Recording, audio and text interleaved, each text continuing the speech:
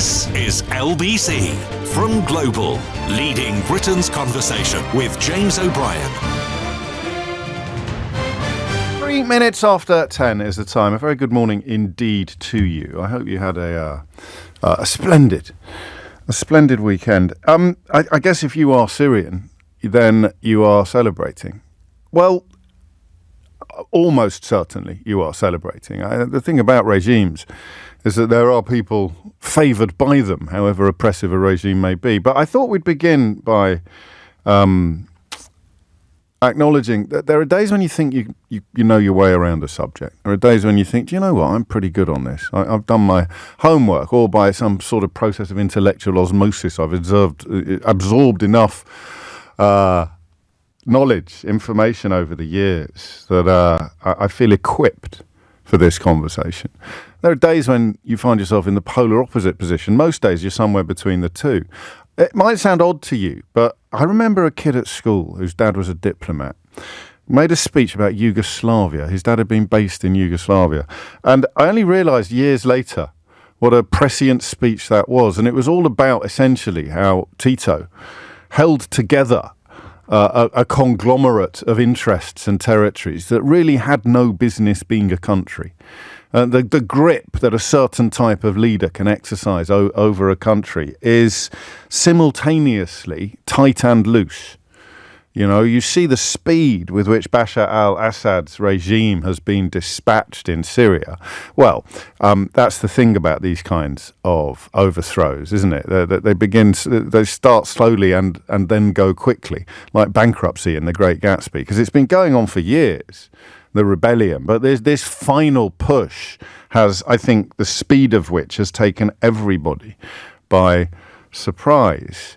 And you kind of find yourself freewheeling on the question of what will happen next. Nick mentioned a moment ago, quite rightly, the shadows cast by previous experiences such as this, or at least experiences that feel similar from this side of the world. So you would think, I think, first probably of Iraq and the overthrow of Saddam Hussein, not least because the images of statues being toppled and palaces being looted are so familiar. And we know what happened there, that the vacuum created by the removal of power. That's why I mentioned Tito and the Yugoslavian war that finally followed his departure from the world stage. But the vacuum created by the removal of Saddam Hussein. So even like despicable despots exercise a form of stability. And when that stability is removed, anything can happen. Libya, probably an even more bloody example, at least in terms of abject chaos and warring factions and extraordinary scenes when Gaddafi was toppled. Again, the imagery, some of the iconography almost, isn't it, is similar. The celebrations on the streets of Damascus and elsewhere at the moment are euphoric. Perhaps the most striking pictures, apart from the ones of people being released from prisons, including a toddler whose mother had clearly given birth to him in jail. So very sort of iconic image. But among the things that have struck me most are some almost live footage, I think, showing the roads into Damascus full of cars, full of displaced Syrians. So huge numbers of people will be making their way back into Syria, the country, and the cities from which they had previously fled. I suppose it's also worth acknowledging that the migrant crisis triggered by troubles in Syria has had fairly profound impacts on British politics, on Western politics as well. So it's 10:07, and then on a much, much, much lighter note, I still can't quite get over the fact that Bashar al-Assad's wife went to a school in Ealing attended by many of my daughter's friends, which just sort of puts it on a slightly surreal footing as well. But there we are. How optimistic can we be? How confident can we be that what is going to happen in Syria will not be akin to what has happened in other Middle Eastern countries where brutal regimes have finally toppled? What this means for Iran is a conversation, a question that will be addressed in the coming days and weeks. What this means for Russia in the first instance, very, very bad news. Makes it increasingly harder for Vladimir Putin to pretend that his adventures in Ukraine have been anything but disastrous for him. The wherewithal to resist this rebellion in Syria would probably have been in place were Vladimir Putin's forces not so occupied dealing with Ukrainian forces. But in the short term, what are Syrian people asking themselves? What are Syrian people concerned about? I'm going to take a gamble this morning. I'm going to roll the dice. I'm going to cross my fingers and speculate that there will be enough people listening to this program in this country and beyond who have investment in Syria, emotional investment in Syria, who have links to Syria, family, even friends. But there will be enough people listening to the program to help us get some sort of handle on the interests of the Syrians, the Syrian people. What are you most worried about? What are you most optimistic about? Give us an idea of what this means. The scenes, as I say, are absolutely extraordinary. But we have seen such scenes before, and we have seen what can happen next. So how optimistic are you, and why? Obviously, I'm hoping lots of people will say very, very optimistic, James, and then give me loads of really good reasons for it. But that's the risk I'm taking today. You know, we could book a bunch of guests who you've already heard on other programs and other stations. I might see if Oz is around, catch up with Oz Chatterjee, because he gave us such an extraordinary insight on Friday into events that have now unfolded subsequently. And I have a friend as well called Hassan Akkad, who you may have heard on my Full Disclosure podcast, who gave me my first insights into I don't want to sound glib, but the nature of being a refugee is something that very few people in this country properly grasp. So Hassan described a relatively gilded middle-class existence in Damascus, but then you become an enemy of the regime, or your family becomes targeted by the regime for speaking out, for speaking up, and suddenly you're making your way across the world with a mobile phone and a bank card in your pocket, and nothing else is certain or clear. So that idea that, I don't know whether we sometimes fall into the trap of thinking that all people who end up refugees must have been living in huts back in their country of origin. Refugees can come from wealthy backgrounds. They can certainly come from comfortable backgrounds. Many, if not most of them do. In terms of political persecution, in terms of fleeing political persecution, you've got to have a degree of profile, a degree of status to be a meaningful enemy or threat to the state. And that's why the sight of the prisons, 100,000 prisons coming open and people pouring out, some of whom haven't been seen for generations, men grown old in jail for no crime in any meaningful sense, no judicial process, just the government, the regime, the secret police didn't like the look of you, so they've locked you up for 20, 30, 40 years. So that's really where I want to go this morning with your help. 0345 60 60 973. There will also, of course, be people who have knowledge, more knowledge than I have. This isn't one of those mornings where I feel fully equipped to conduct a conversation. These are the days when you can be fairly confident the monologue will come in on time, because I haven't got a great well of knowledge or information to draw on. But I'm extremely curious, and I want to be optimistic. I want to believe. I nearly bit the Mail this morning. Assad is toppled but is worse to come, and that's their front page. And a tiny little bit of me went, oh, for goodness sake, can't you just let the Syrian people celebrate before you start looking for the negatives?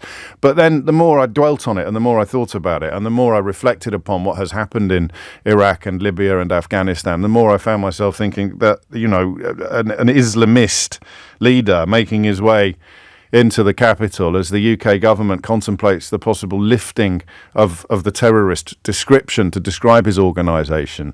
You know, most of the ingredients are there for trouble, for problems. The idea that things will get worse before they get better is one thing, but the idea that they may not get better at all is perhaps the lessons that we've learned from previous comparable episodes in that part of the world.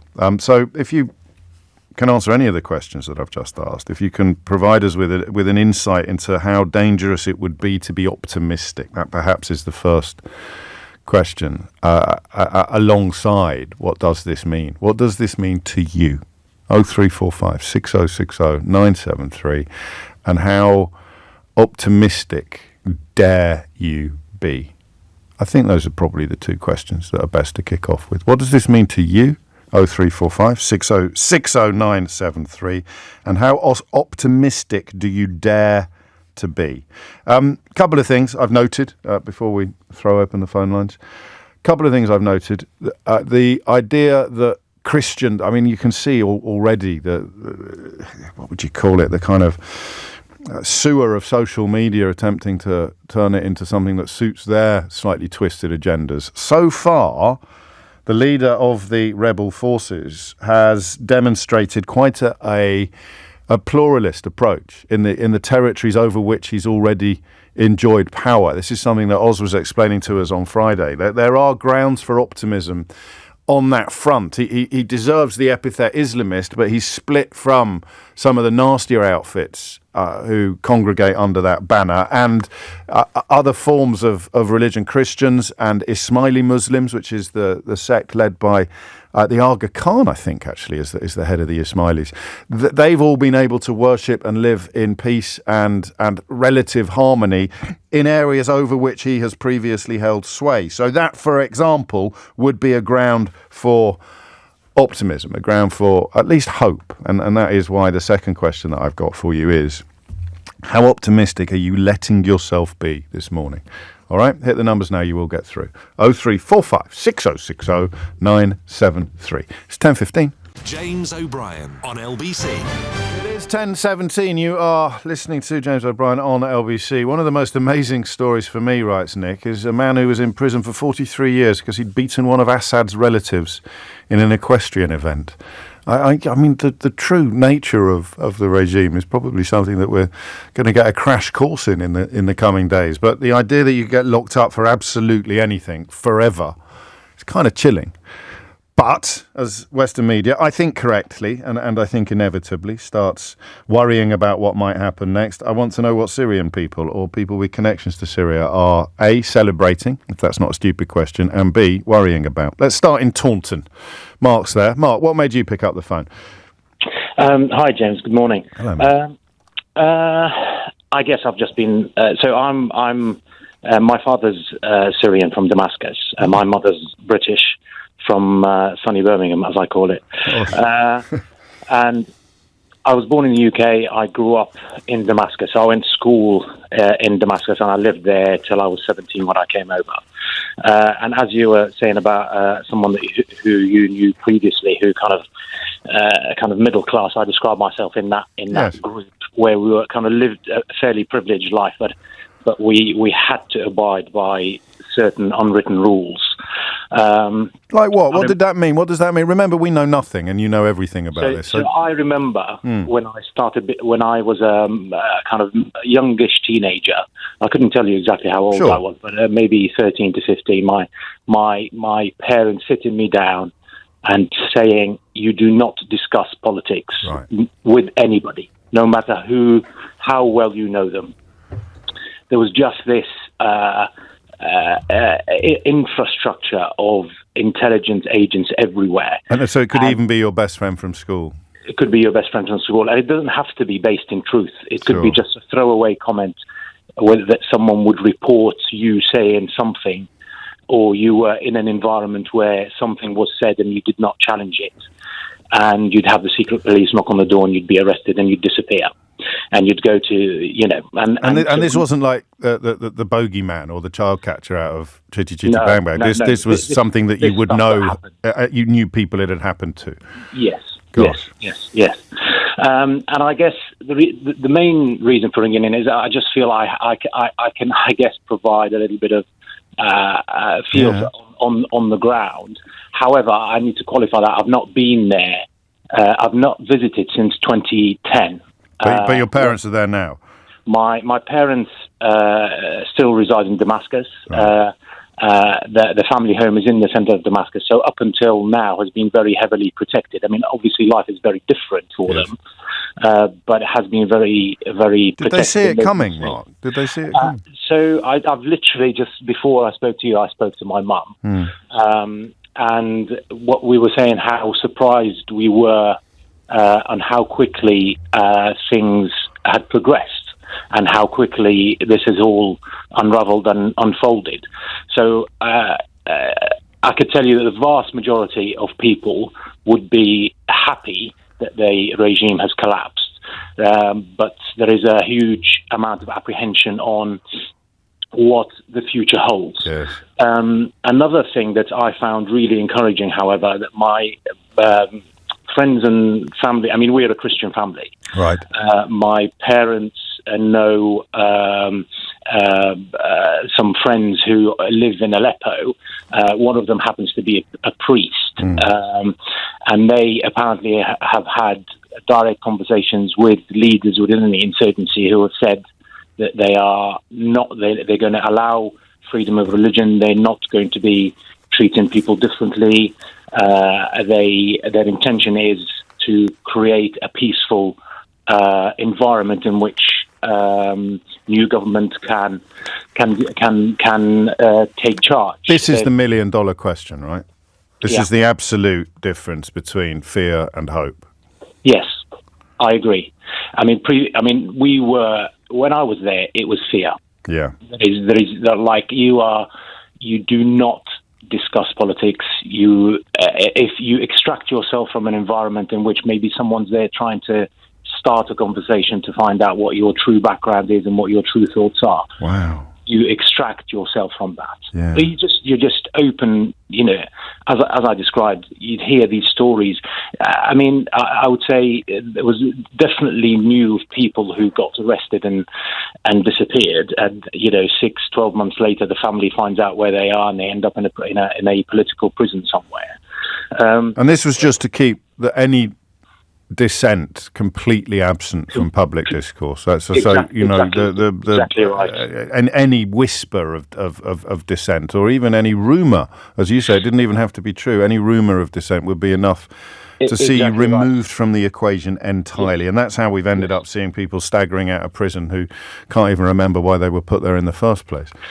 Precisely. I mean, this is, but I think this was all initiated by the previous, the current, well, the father of the deposed. Yes, exactly. So he took over in a military coup, again very easily, very quickly, and then started dismantling No, that's how you stay in power, isn't it? Is that you remove every threat, however tiny, and exactly. So everyone were either from the village they lived in the north, the coastal north of Syria, or was a direct relative, and everyone was in charge, and therefore everyone had benefited from maintaining the status quo, absolute power. Stability's the word, isn't it? So with a semblance of stability, albeit imposed in the bloodiest and nastiest of fashion, then families like yours could actually lead relatively normal lives with that constant caveat of never saying anything to anyone anywhere. Yes. That could be construed as dissent or as criticism of the regime. So that's what they look to now. When you were speaking to your mum earlier, Abu Mohammed al-Jalani's performance or conduct thus far speaks of pluralism. It speaks of freedom for other religions. But that is what you, as Christians, that's what your mum and dad will be most worried about. Would be the tightening of an Islamist fist. Yes, but however, we mustn't forget that. At no point when I was growing up there did I ever consider my religion as a disadvantage. Right. The society as a whole was very secular. Very similar to Iran. I was about to say you sound like pre-revolution Iran. Exactly right. You see, you can go back to old images and you see women in the 60s and 70s dressed glamorous. Yes, alcohol is freely available, and you can go and to certain restaurants and all this kind of stuff. So life is very different, but that is the true Syrian society. And however, the insurgents. So part of the problem with the Middle East is that the cultural component requires strong leadership. Because with the absence of strong leadership, now define strong leadership as you wish. Ultimately, the Assad families were brutal dictators, yes, but they did provide strong leadership. When I watch the news here in the UK, everyone discusses democracy. Democracy is aspirational. It works for the West, but I don't think that absolute true democracy can exist without some form of strong leadership, or either it kind of. I see what you mean, because it needs to be imposed and enforced, even though it's perceived as a freedom. If you've got people who would resist it, then it can only be achieved by, force almost, which you're right. I think under the Western model that does sound counterintuitive or contradictory, but you've made perfect sense of it, and I'm really grateful to you. I'm so glad you were listening today. Can I ask you a personal question? Of course. How worried are you about your mum and dad, in a normal filial sense? I was worried when I first heard the news yesterday, because I genuinely did not think that it would have been as quick as this. Yes. I thought they may have stopped at humps as they were coming down, but now that I've heard some more detail, I can still ring my parents. Yeah. My dad's gone to work today. There is, there'll be a silence, and the streets will be quiet. There'll be some apprehension, particularly that there was a curfew imposed yesterday. Like an eerie silence is almost like a very quiet end of day on a Sunday bank holiday type. Monday bank holiday evening. But I'm not particularly worried now. I'm quite encouraged, but I'm not feeling 100% elated. Well, of course. Very powerfully put. Thank you, Mark. And very, very best wishes to the whole family, of course. It's an extraordinary thing to think that you can be sitting in Taunton watching events unfold in Damascus with such a depth of personal investment with your mum and dad, literally in the eye of whatever it is that is set to happen next. It's coming up to 10:28. I won't squeeze Luma into the minute remaining, because I think, like Mark, she'll be speaking from a position of some knowledge and investment.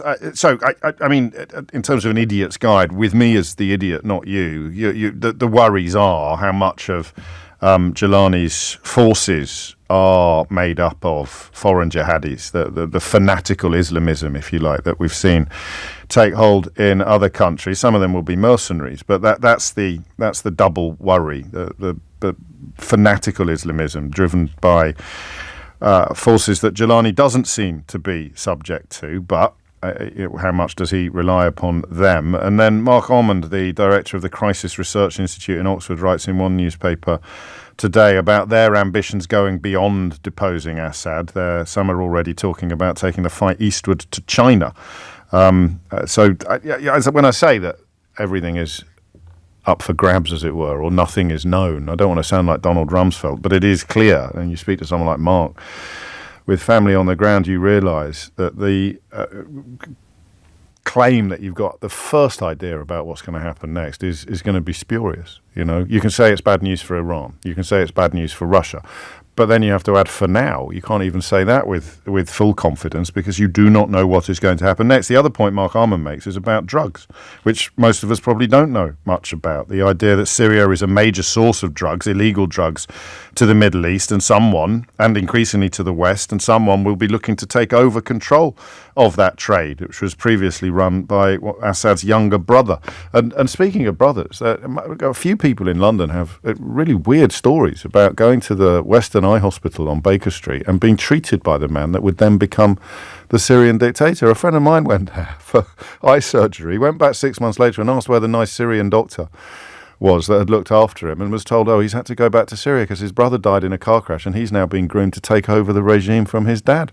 Had absolutely no idea that Dr. al-Assad, who had treated him sort of 6 months previously, was the son of this brutal dictator in Damascus. 10:30 is the time. You're listening to James O'Brien on LBC. Phone lines are open. 0345 606 0973 is the number you need. Jenny Barsby has your headlines. James O'Brien on LBC. 7:32 is the time. You're listening to James O'Brien on LBC. As the world's eyes focus on Damascus, some rather obvious questions, predictable questions, but nonetheless important questions pose themselves, and most of them hinge upon potential parallels with other Middle Eastern potentates that have fallen under similar circumstances. You think immediately of Iraq and of Libya. So how hopeful are you that Syria will not go in the same direction, as someone with connections to the country? And what are your immediate or initial reactions to this extraordinary moment in Syrian history? Luma is in Orpington. Luma, what would you like to say? Yeah, thanks, James, for setting the time to talk about this morning. I think your previous caller kind of covered quite a few of the points, in that the Syrian society is not what people see in the last 14 years or the last 7 days. It's much deeply rooted, and I grew up in Damascus. I came here to study in early 2000s, but my family's there. I continue to go there, and it's a cultural mix and a mosaic that is unparalleled. What you were talking about, that slither of hope, which is probably even more dangerous than fear, and I think that's my biggest worry, is that a leopard doesn't change his spots. I hope I'm wrong, but somebody who has been a designated terrorist operator has been working, not for the last 14 years, he's been operating out of Iraq for the last way more than Syria, who has, within his period of operation under ISIS, then HTA, and all the various renaming, rebranding. You had everything that was going with the Yazidis. You had everything that was going with the mass execution in some of the parts in Idlib, in Aleppo, when it was under... We can't just wipe out. He's worked very hard, hasn't he, to establish himself as being anti-Iran and anti-Hezbollah and even anti-terrorism in his current guise. In his current guise, which is exceptionally media polished, which He's makes even me spoken worry. to the Israeli press as well. Exactly. This is very... James, you work in media. You can recognise when there is some severe PR going on. Yes. Which is, park it to one side. Everybody would use this kind of operation. The exam question is what you said. How many of the people who are at the moment in control are Syrians versus other nationalities? And then are they actually going to execute on being we did the job of toppling a regime? It's now for the Syrian people to decide what their country looks like. 20 million Syrian people and about 20,000 soldiers in Jelani's force. So, yeah. I mean, the arithmetic is remarkable as well. The arithmetic is remarkable, however. Remember that this is 20 million people who had 14 years of civil war, who are also trying to look for a level of stability, who are also now, unfortunately, if you look at social media, starting to go with, don't criticize. He's the leader. So I think your previous caller mentioned something about the leader cult. Right. Sure, we have in the Middle East. And suddenly, hold on, you just finished 54 years of one cult of personality. The last thing we need is another one. Is another one. And I think that's the key issue. Well, the other key issue is, I don't want to contradict you, and I'm not, but I think it's important to remember what we know about the regions where he's held sway previously and the freedoms that the people there have enjoyed from other branches of Islam and from other religions entirely. So surely there's some hope to be derived from those experiences. And that's why I'm saying that hope. Yes. That very dangerous slither from the country now is on a knife edge, and to even simply unraveling the designation of terrorism and removing sanctions that have strangled the economy for the last 14 years, Yes. you have to do that with measures to make sure that you're not suddenly creating another corrupt Of course. setup. And that's You where are- we're short of happy precedents, aren't we? Exactly. Unfortunately, that's absolutely where we're short, because what led us to the dictatorship previously was massive corruption, which everybody was happy with when you had foreign companies operating openly. And I'm not talking early 2000. You had every major oil company operating happily in Syria, and those were not operating outside the remit of bribery and corruption and being very happy with the regime because they were getting their commercial interest through. Fast forward, are we heading into the same direction, and suddenly you do not have a democracy unless you have rule of law Yeah. and clarity around That's why I holding people accountable. Yeah, so that's why I keep using the Properly. word stability, even though it's a hideous regime that's imprisoned tens of thousands of people, and torture is commonplace. I have my cousin who I don't know what happened to him from 2016. You haven't seen him since. You haven't heard hide nor hair of him. He was arrested. Nobody knows where he disappeared.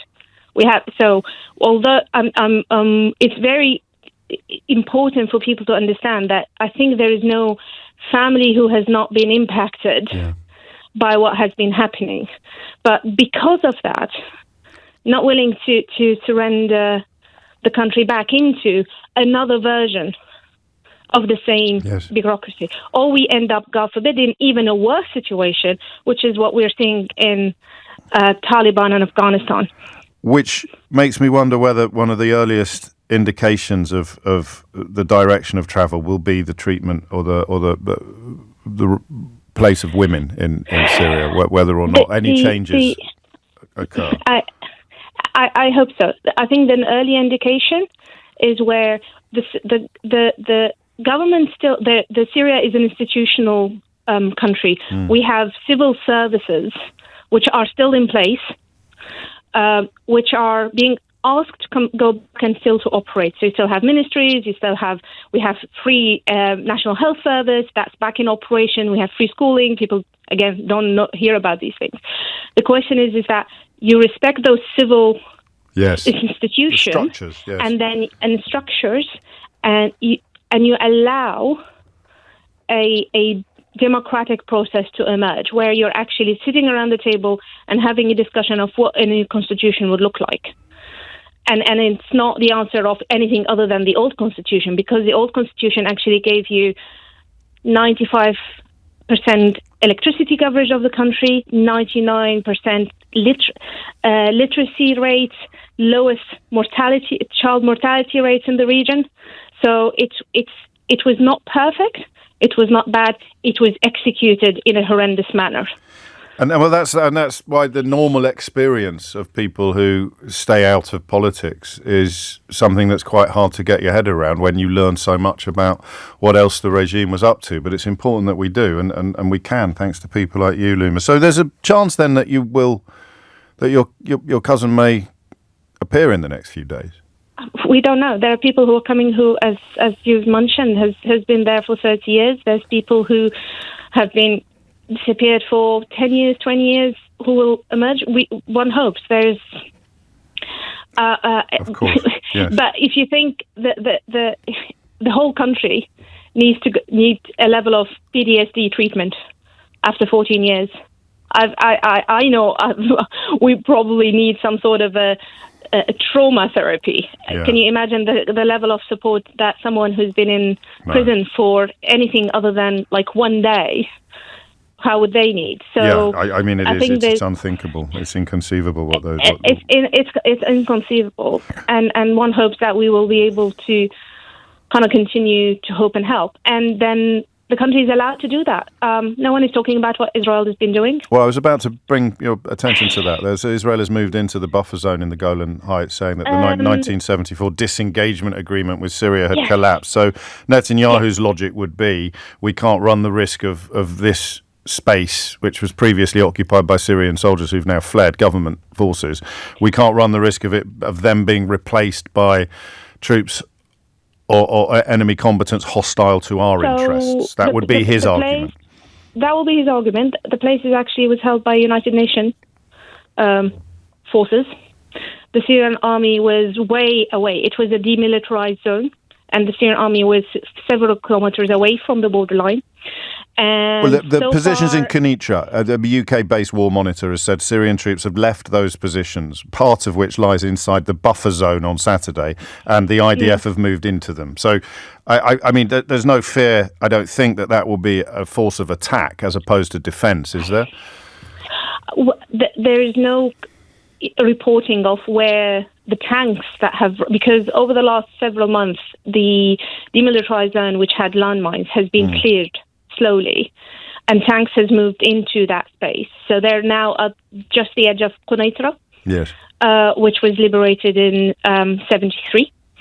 There's no clarity on where and when they're stopped, and then there has been repeatedly bombardments of several locations all throughout Damascus and Syria for the last 3 days.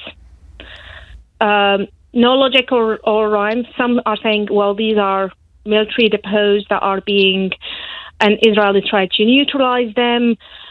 Some saying, well, some of those are actually records, like archives and records. But as I said, and I have family who are still there.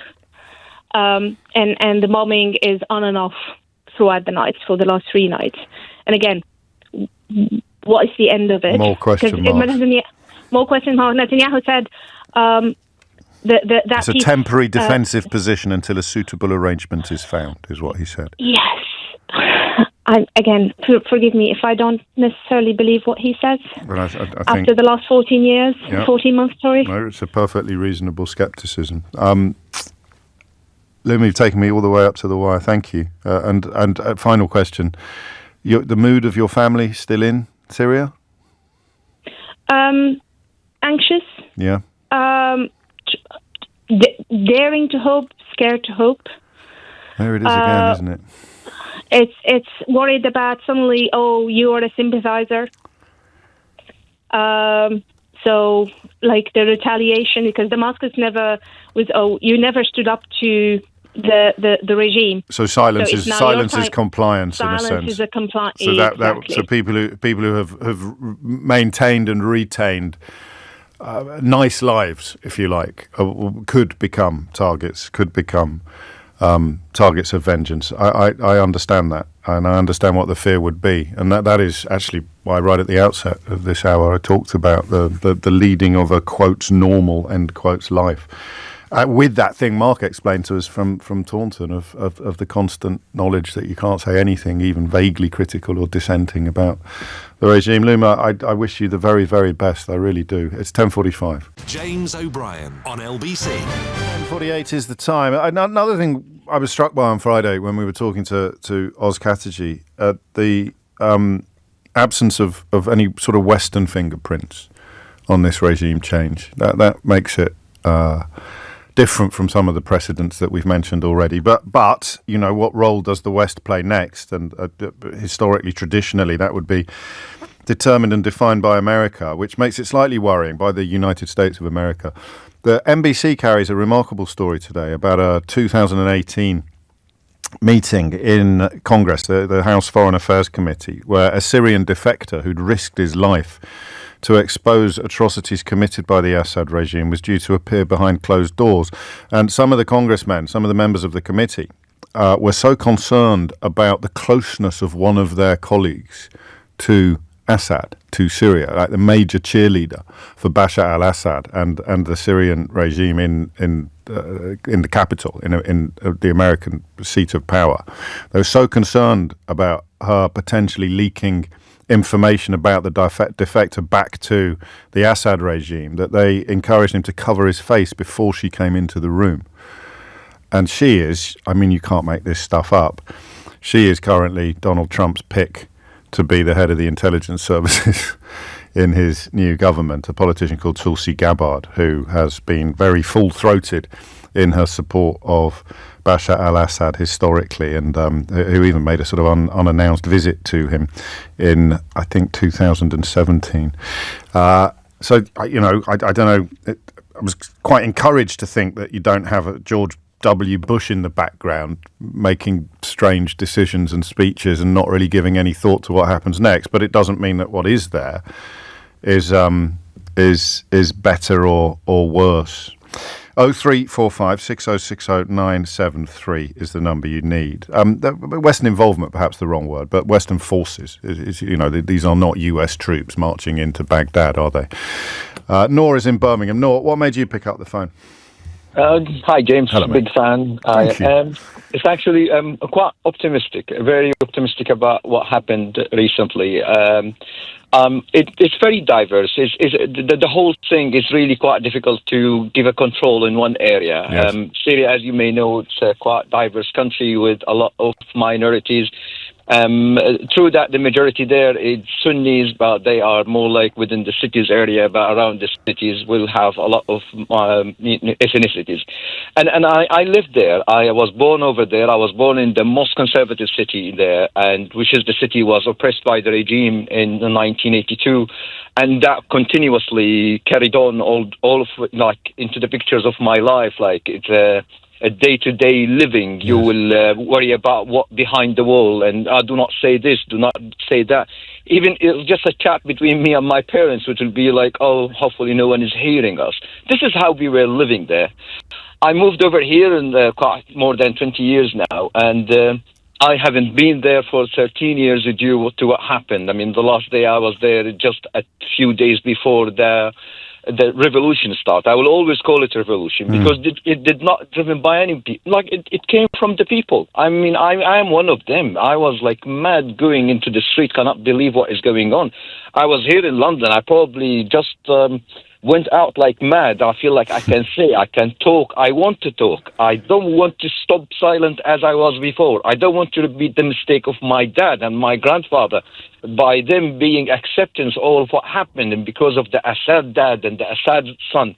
Having said that, I still remember when I was at uni, we were quite optimistic about this little fellow who just ran away like I don't know how to describe it. I'm on air now, but we were optimistic when he came in. He's a young chap. He's a doctor. He knows about how things is. He married to a Sunni girl, quite modern, and but she was greeted as a revolutionary figure in the context of women in the Middle East at one point, wasn't she? Assad's wife. She grew up in Ealing. She grew up in Ealing, of all places. He was a hope. He was a hope. In 2000, he was a hope, and we went out into the street feeling like, oh, we will be there. We will do something. I didn't know that.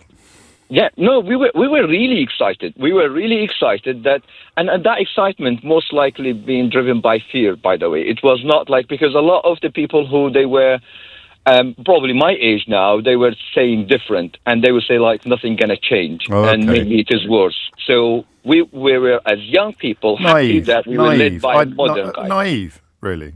We were naive. Yeah. We were actually absolutely naive, and we realized that on the 15th of March. We realized that on the first speech he gave when he described us as insects or animals or whatever it was at the time. We were like absolutely shocked. We received that shock as verbally what his troops did, and when we received the shock by losing a member of family and one after another, just because I still have one of my family, was like not distant, not very close family. We still don't know where he is. He was only 17 years old, young chap, probably with a mild learning difficulties. He was at his doorstep saying freedom to Syria. That guy is gone. We don't know where he is. What year was that? Never saw him. What year was that? No. That exactly on the same day when the revolution happened in the 15th of March 2011, and you haven't seen him since. Isn't it mad that we're not taking many calls today because I want to speak to people who are ringing in at length. But that's two out of three of my calls so far. You've got a family member who you haven't seen for years because they've been locked up for by our standards, absolutely nothing. Not necessarily locked up. When his dad went asking for him, they just give him his ID card, and in the description of what ID card given to parents, that means go and stop looking for your son. That's his ID That means nobody. That means no one knows where he is. So what are we looking for? In terms of the optimism you mentioned at the beginning of this call, what are we looking for? What are you hoping to see? I'm looking into a leader. It's actually, I don't want to love a leader. I'm not here to love a leader. I'm looking into a leader. I can see in this guy, probably he is about 5 years younger than me, but I feel like I'm so happy to see a leader with that sort of determination. And I ask all my wife also has a lot of relatives from where they started. They started from Idlib. So they were living in peace. They were absolutely living in peace. They were actually enjoying a lot of services which any government should offer to their own. They were ready. They were ready at the time when this happened. They were planning it.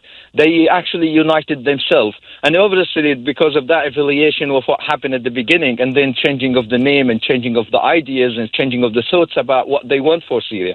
This guy wanted something for Syria. He is not here. Look at it.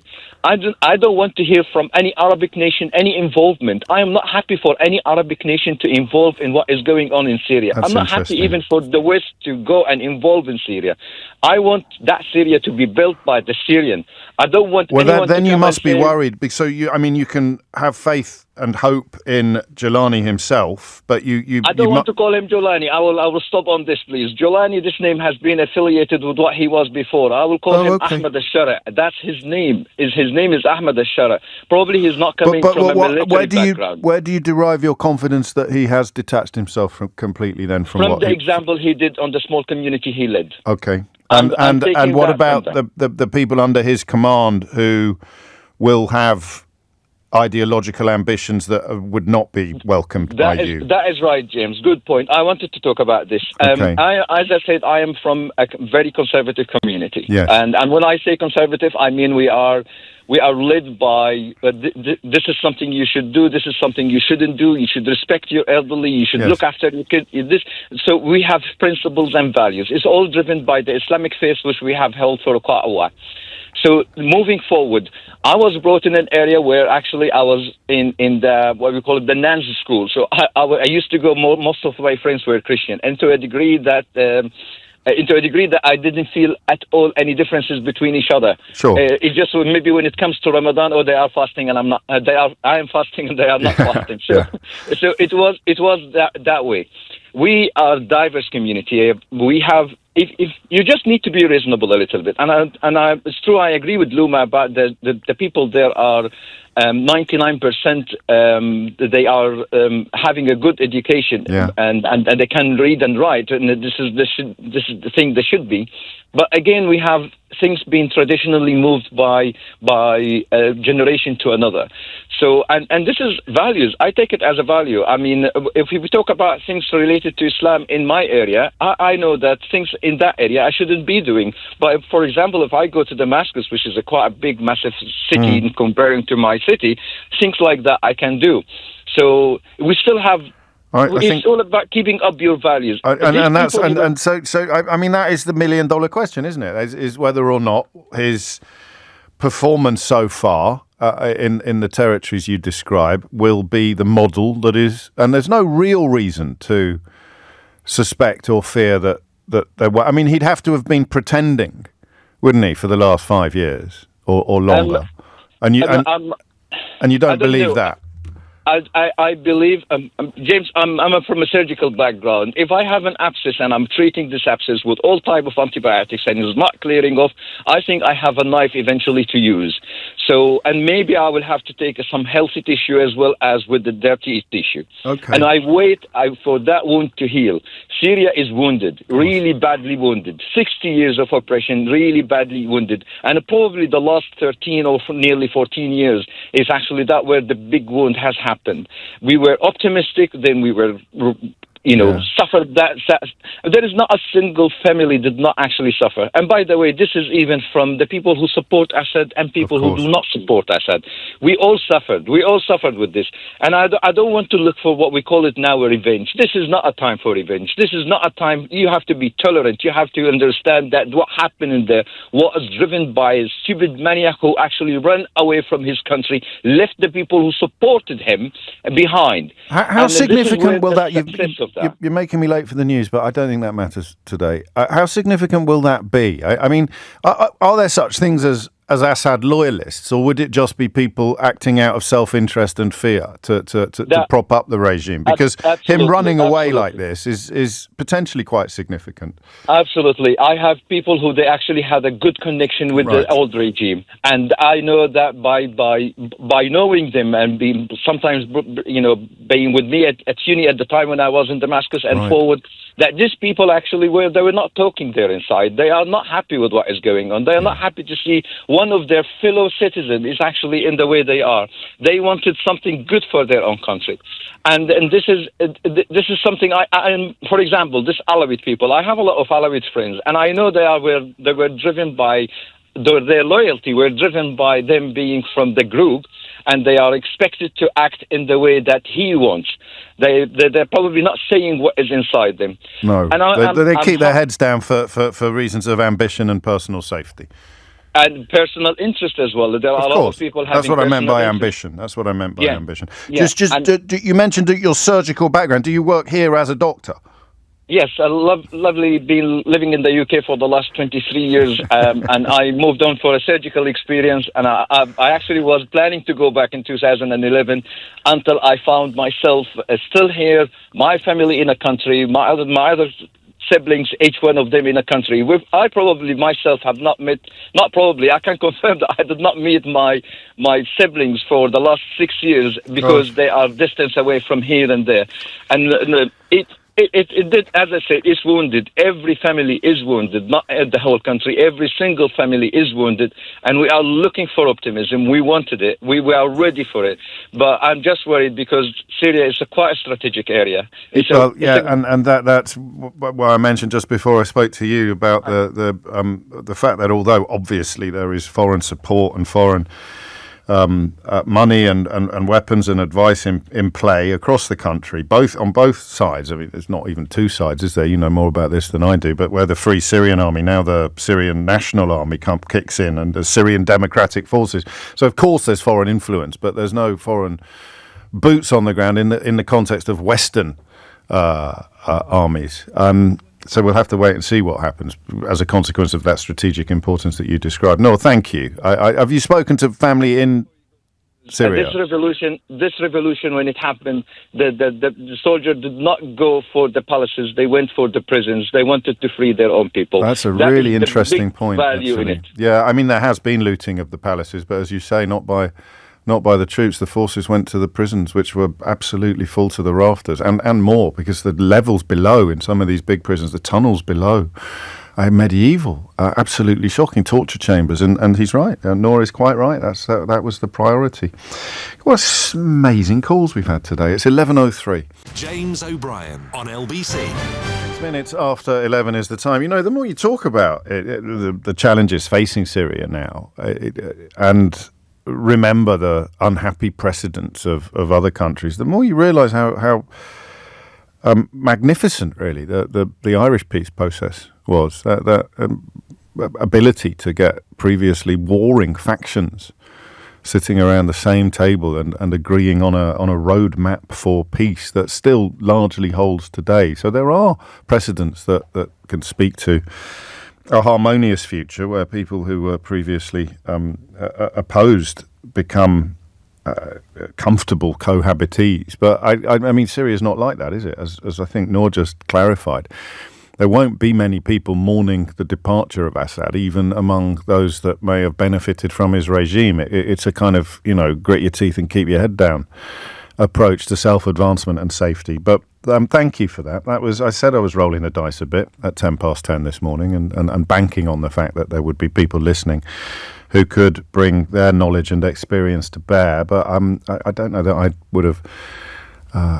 I don't know that I would have banked on it being quite that good. So thank you. And my apologies to Mahmood and to Farad and to Tariq and Saf and Andrew and others who were waiting to speak. But I think there's a fairly strong chance we'll be returning to similar territory sooner rather than later. The next conversation it's one that we should probably be having more, but I'm never quite sure how to have it. There is some research published today by Dame Sarah Khan, who was previously the counter-extremism advisor to Rishi Sunak. And it's a very wide-ranging piece of research that looks at everything from the weakening of social cohesion right through to public attitudes to the riots last summer. Riots, of course, that many people refer to as the Farage riots, because the leader of Reform amplified... well, he said he got it from Andrew Tate, didn't he? The misogynist and suspected human trafficker facing rape charges currently in Romania. That was the trusted news source that Farage turned to before wading into social media prior to the riots that saw people trying to set fire to hotels full of refugees. Actions that 8% of the population actually support. 8% believe violent protest outside refugee accommodation is justified. So it is wide-ranging. The bit I don't get is the bit about polarisation between the left and right. I don't know what that means anymore.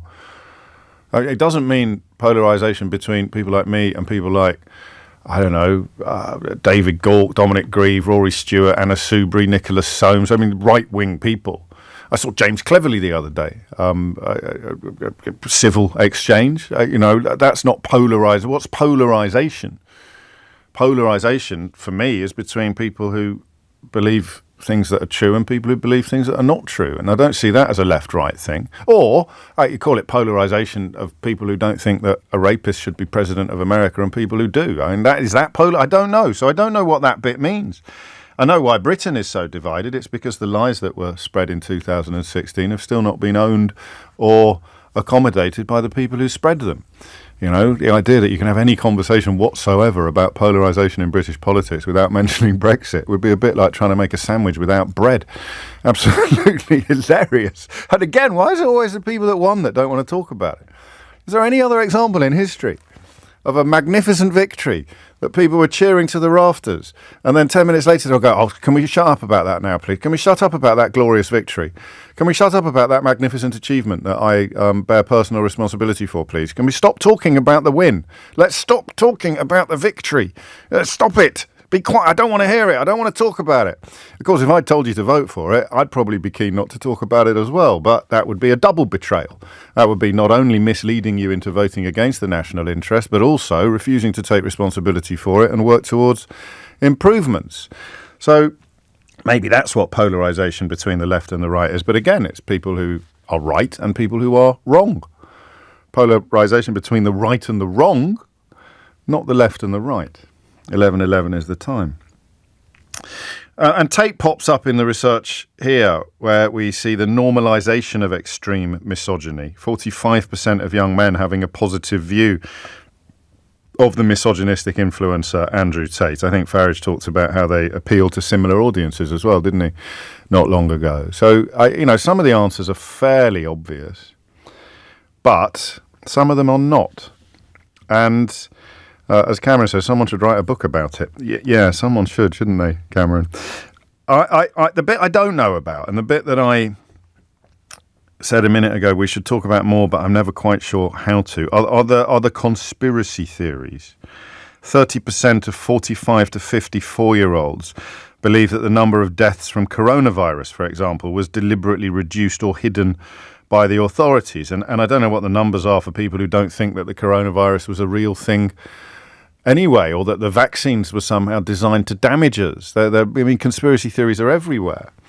And I don't know that you can be a dabbler in this. Do you see what I mean? You either believe it, you either believe the nonsense, and it is nonsense. I'm not going to make any apologies for calling that particular spade a spade. You either believe it or you stare goggle-eyed at the people who believe it. I don't know that there's much grey area here, and that's what's kind of scary. That idea that you normally have a spectrum of opinion, don't you? You normally have so you could be a little bit bonkers. But when it comes to conspiracy theories, you're either fully paid up or fully informed. I always remember, and I've mentioned this to you a few times, and I'll mention it to you again. I always remember I got a couple of messages at the very beginning of coronavirus, at the very beginning of COVID-19, from a couple of lads, one in particular I had not heard from for the best part of 40 years. It's been a few years since, so 35 years. And he just got in touch with me via Facebook, by the instant message, the private messaging on Facebook. I said, look, I'm sorry to do this, but you're the only person I know in the media.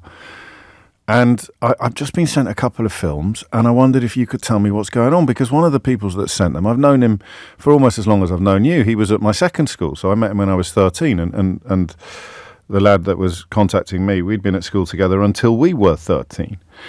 And it was when people were claiming, and even as I say these words, you still have that. That's what I mean by there being no grey area. You either think what I'm about to say is completely bonkers, or you think it's true. That people were claiming that phone masts were causing coronavirus. And people were filming themselves breaking into phone mast facilities, claiming that they had somehow discovered proof that the phone masts were pumping virus into the ether. And that's why people were really getting sick, and the authorities wouldn't tell you the truth because reasons. A bit like that. It started, a lot of this thinking started with the exhausts coming out the back of aeroplanes, didn't it? But that moment there was probably more significant than I realised at the time, because it kind of demonstrated the teetering upon the brink of a conspiracy that must precede the actual falling into it. Someone was like, look, this just feels absolutely ridiculous, but it's got this veneer of plausibility, and some of the people promoting it are, well, they're old mates. I know these guys aren't nuts. These guys are I play football with these lads, or my children are at school with their children. They can't be. And then you end up with these widespread nonsensical beliefs. Nonsensical beliefs is probably a more helpful phrase than conspiracy theory. And of course, if you believe it, you don't think it's a conspiracy theory. You think we're all deluded. You think everybody else is deluded. So that's why I say it's something we should be talking about more, but I never know how to, really. What I think I'd like you to tell me is what's it like to watch someone fall? What's it like to watch someone disappear down the rabbit hole? Whether it is the idea that the World Economic Forum is, I don't know what it's supposed to be doing, designed to damage our interests. The belief that a small number of people secretly controls the world. 34% of people in a poll of 20,000 UK adults believe that. A single group of people secretly controls world events. And of course, that's historically a very anti-Semitic trope. It's usually Jewish people that are believed to be secretly controlling world events. But, 34%. It's almost as if, and I keep circling back to Kellyanne Conway talking about alternative facts. I think historians of the future will find that to be a really monumental moment in Western political history, when a member of an administration, the most powerful administration in the world, essentially gave people permission to believe whatever they want. Not just in terms of opinions and ideas, but facts. You can make up your own fact. You can believe whatever you want. And of course, Trump's going back into the White House, so it's still working. It's still winning. But what's it like to watch somebody fall into what normal people would call a conspiracy theory, fall into a belief that is so completely at odds with reality that you can't quite believe they've gone all in on it? Something about the diet you can curate for yourself now on social media. You can surround yourself almost entirely with people who believe that Bill Gates is I don't know, what's Bill Gates trying to do? Trying to poison you? Is he one of the people, the paedophile ring in the pizza restaurant, the basement of the pizza restaurant in New York, a building that didn't even have a basement? Somebody turned up to, you know what I'm talking about, all of the stuff that people believe, that their loved ones must just sit there and go, whoa, what? So what happens to these people? And that's a question that they can't answer, because they think they've taken the red pill, or they're the ones that have seen the truth. They're the ones that have seen the reality. The old rules are creaking, aren't they? The old order is creaking. The misogyny is just a symptom of being told that you can believe what you want. Armies, thousands of men furious that they don't enjoy supremacy over women anymore. And somehow that can be a seed from which you can grow a belief in all sorts of absurdities. What's it like to watch somebody teeter on the brink of these bonkers beliefs and then fall? I mean, the thing we normally use is rabbit hole, isn't it? The analogy we know to watch someone disappear down the rabbit hole. How does it happen? And what can you do about it? So I'm not sure you can. That's what I mean about the grey area. There's no point me having arguments with these people. It would make my arguments with Brexiters look like Plato's Symposium.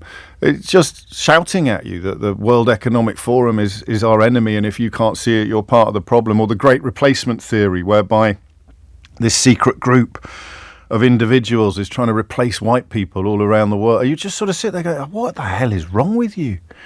But the depth of belief, the passion of belief, microchips in the vaccines, Bill Gates trying to poison our milk supply. I mean, so much stuff that is, what's the word I want? Crackpot. And yet, these are convictions that people have. These are deep, deep opinions. So what's it like to watch someone disappear? What are the ingredients in this recipe? Is it arrogant to think that you'd be immune to it? You sit here and think, well, that could never happen to me.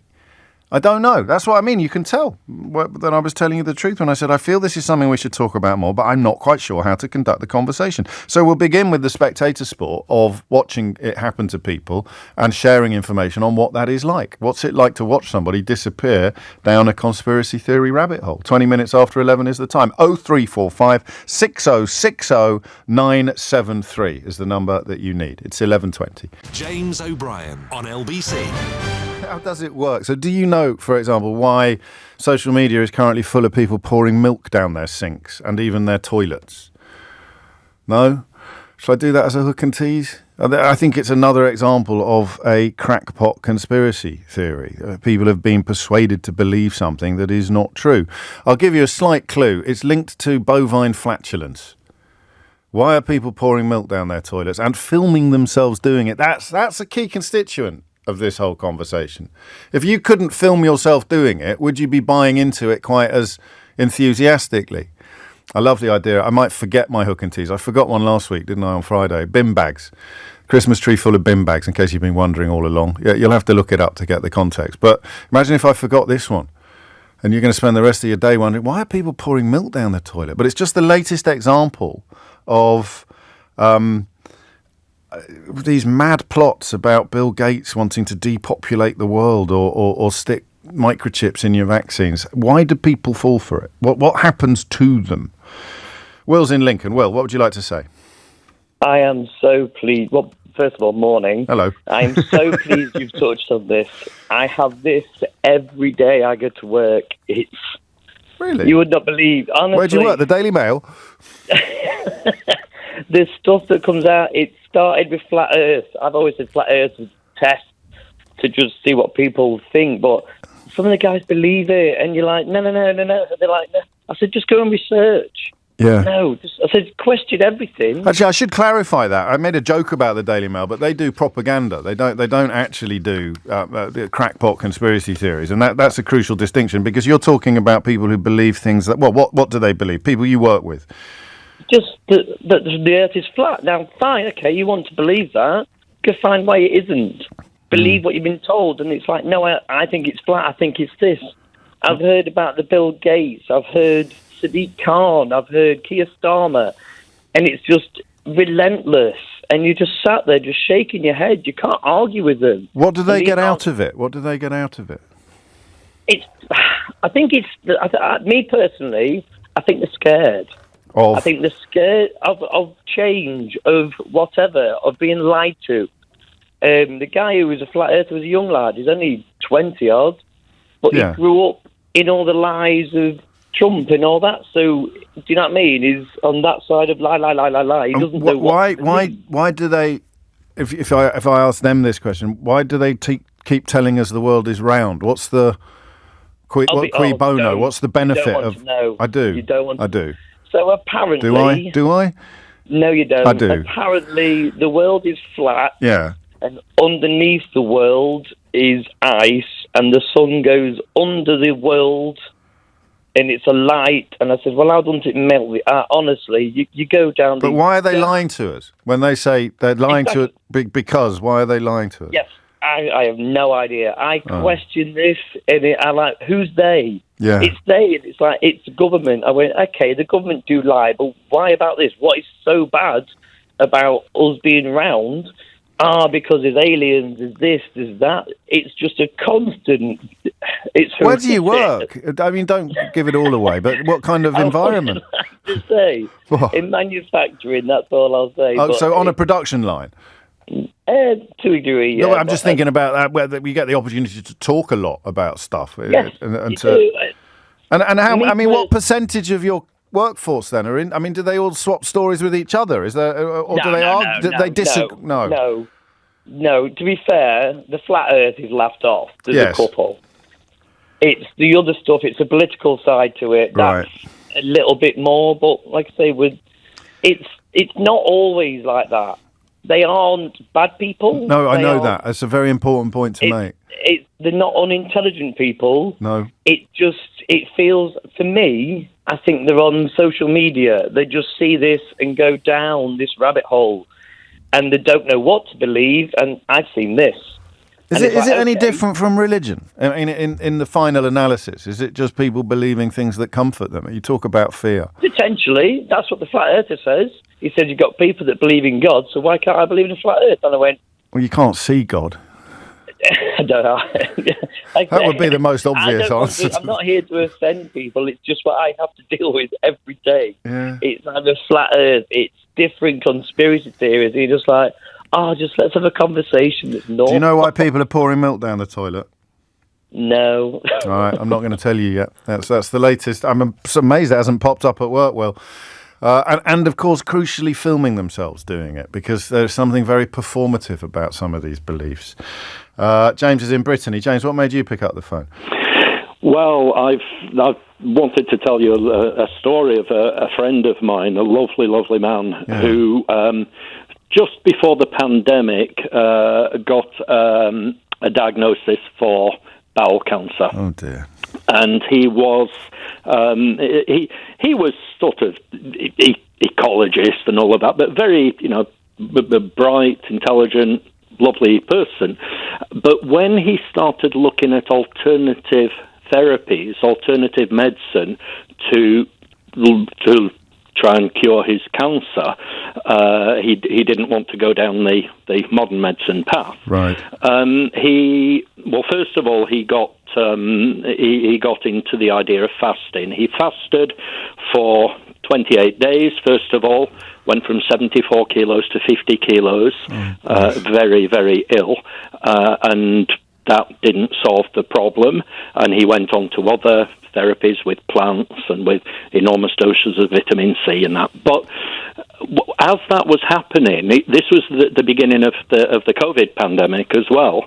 And I think because of the algorithms, because he was looking at alternative therapies, looking at all of these things in relation to his own treatment. Well, you would, though. You'd look for anything. You'd be desperate. You'd search stuff. Well, that's right. And he did that and basically got taken in by what I really think are criminal charlatans.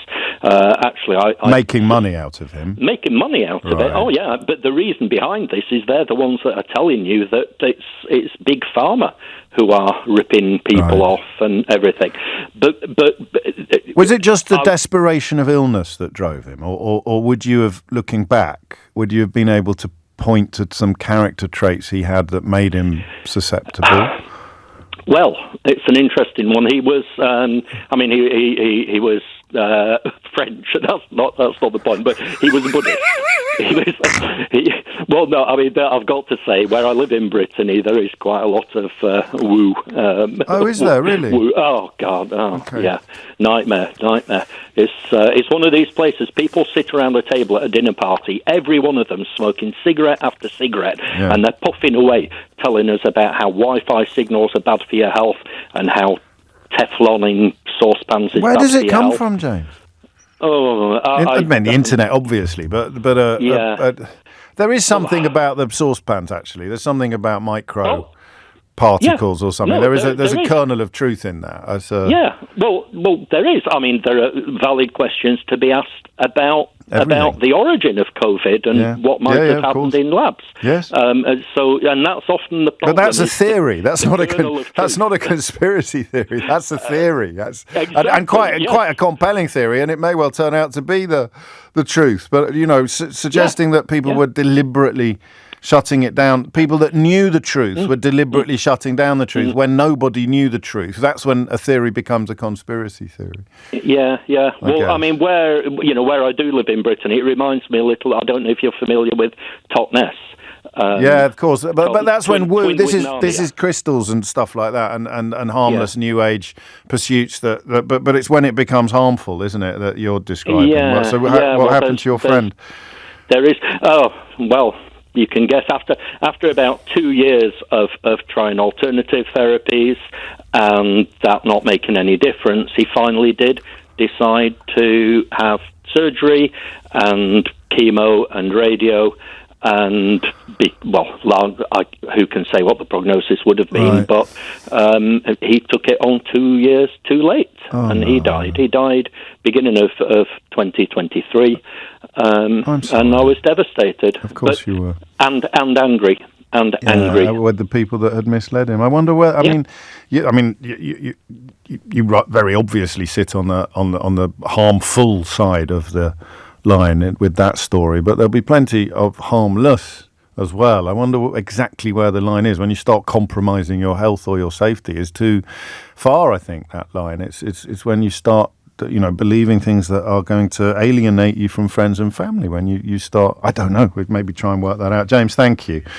11:32 is the time. Jenny Barsby has your headlines. James O'Brien on LBC.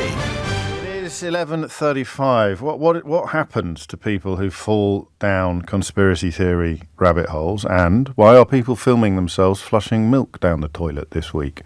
What were they doing last week, and what the hell will they be doing next week? All these questions and more set to be answered in the course of this programme. Chris is in Rotherham. Chris, what would you like to say? Hi, James. It's a pleasure to speak to you. How do you do? Thank you, mate. Likewise. Basically, for the last few years, one of my friends, he became just involved with QAnon and conspiracy theories and things. And you asked the question, why are people flushing milk down the toilet? I'd love to know, but I'd refuse to Google it because I refuse to give my number to any sort of source that would come out with this kind of thing. I'll tell you later. Stay tuned. I will reveal the answer to them. So what happened to your friend?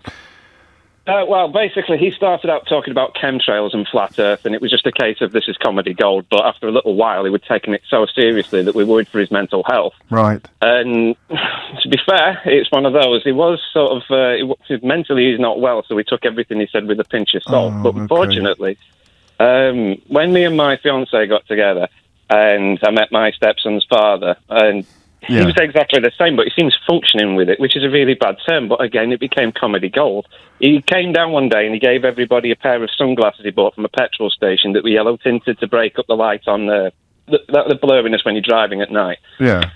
He told us that he bought these to stop the light radiation and the high intensity photons from the lamppost hitting our eyeballs. I was rolling on the floor laughing at this, but then he went and set up an Etsy selling them on this basis and providing people with necklaces made out of a piece of slate to keep the 5G off them. And we started to worry for our stepson. And he believed it? Firmly believes. Well, right. At first I thought it was just something he was saying because he thought that it can make somebody look stupid. There's a few quid in it as well. Yeah, and then he started buying T-shirts that had got a special thread, and it was all the intention of keeping the 5G off you and things, and he would provide them to So he thought the 5G was causing the coronavirus? Or was it doing some other unspecified damage to people? I don't know what he thought with 5G, but he did in fact tell us that the entire coronavirus was in fact fake, but the man himself also told us that whenever it's bad weather, it's the Americans doing it. So we don't know where we stand with him. I mean, I think we're in a similar place. Not Rotherham, obviously. I'm in London, but the idea that this is funny until it isn't, and I'm not quite sure when it stops being funny. But that's what you're describing, isn't it? When you move from finding it hilarious to thinking, well, for two reasons: the quality of the delusion, but also the quantity of it. The number of people. My phone lines are ringing off the hook, much more though than they would have done 5 years ago on a similar subject, because Flat Earth was around, Twin Towers conspiracies were around, moon landing conspiracies were around. But this is the child of the internet age, isn't it? Yeah, I mean, YouTube's got a lot to answer for. I know a lot of people that have come to me. I mean, it started when they were talking about alternative news media and they were talking about things that are being posted, but then it just becomes, I'm having to make people like my mother aware. Yes. Because she doesn't watch normal telly anymore. I'm having to make her aware that anybody can post a YouTube video. Yeah, and make it look really authoritative. The capability of talking rubbish. So. Yeah, you could film it in this studio now. It looks like a proper studio, and I could be claiming that your milk is going to do terrible things to you, and it would look real. It's interesting you mention your mum. It's a generational thing, because this is older people, isn't it? You're talking about your generation, your peers. This isn't kids, although they're probably falling for it as well, but it's people who haven't got the critical faculties to tell the difference between nonsense and reality. I'm not sure. I think my stepson, he's 9 years old. I mean, he loves his dad to bits, and it's far for me to, of course, that's tough, though. He came to me last week. We have a thing called bad word window where we allow him, if he doesn't know he's sworn, we can't tell him off unless we elaborate to him, what it was he said. But when he has a word in mind, he comes and asks if we can open bad word window, where we permit him to say it so we can establish it. But what the sentence was, why does my father talk so much S-word? And I'm like, well, I'm sorry, but unfortunately... It's funny and it's not. It's funny and it's funny and it's not funny. And have you ever tried to... I mean, I appreciate the dynamics in that kind of relationship are a bit difficult, but have you or your partner ever tried to reason with him, ever tried to wean him off this stuff?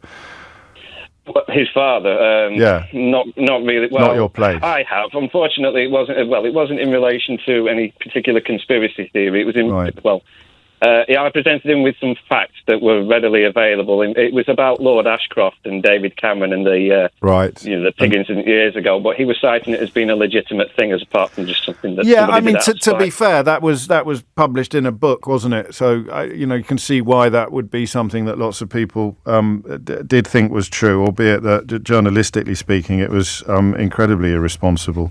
But again, it doesn't do any harm if he goes through life thinking that David Cameron had relations with a dead pig's head. It doesn't except, I suppose, to David Cameron's reputation, but the other stuff is of a different order altogether. I just got to have a quick look at my inbox to see. There's one. Yeah, Steve says, "Open your eyes," and I don't think he's joking. Take care, Chris. Carl's in Barmouth in Wales. Carl, what would you like to say? Hi, mate. Yeah, hello. It's about my ex brother-in-law. His dad unfortunately got taken really ill. Right. So my brother-in-law started going online to try and find cures and things to help him with, and he just fell down all these rabbit holes and got worse and worse. What sorts of things? Because that initial impulse is admirable. You think there must be stuff, there might be some, I don't know, a clinical trial going on in Switzerland or something. So you're looking for stuff that you're not finding easily. What constituted the rabbit hole? When did you start worrying? Well, it was when he started saying that the nurses weren't doing enough or they weren't helping him enough. So I mean, that's really sad. Yeah. But then it was leading on to other mad things. So, and it's part of the reason why I think that he broke up. My sister broke up with him because it was just too much. Like COVID-y stuff or vaccine-y stuff or 5G stuff. Yeah, go on, give me some examples. He didn't like me getting the Pfizer jab. He didn't want the jab at all. Right. So he phoned me up and asked me for the batch number. So I found the batch number, but I changed a couple of the numbers. And then he got back to me and said, yeah, that one's fine. Right. So quite what he was doing is and what do you think he got out of it? Once that initial impulse had passed and he was trying to help his dad, which is fully understandable. What then? Did he think he was cleverer than you? Was he? I mean, what is it appealing to that those of us? It's just finding answers for everything. Yeah. You just start questioning everything. I think he showed me a video of Stanley Kubrick saying that he'd filmed the moon landing on a Hollywood lot. And I pointed out, I said, that's CGI. Bearing in mind, we worked in TV and film. I said, that's CGI. And he said, yeah, well, there's other videos. So there's always an answer.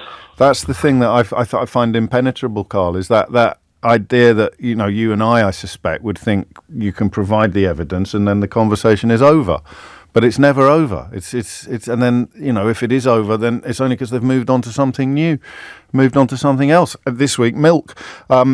This is interesting from Emma. There's a third way. The bumble-footed anthropologist wielding pith helmet and butterfly net, observing and categorising conspiracy theories with all the gleeful relish of Darwin following a beetle. So they say the trouble is that most conspiracies are category errors.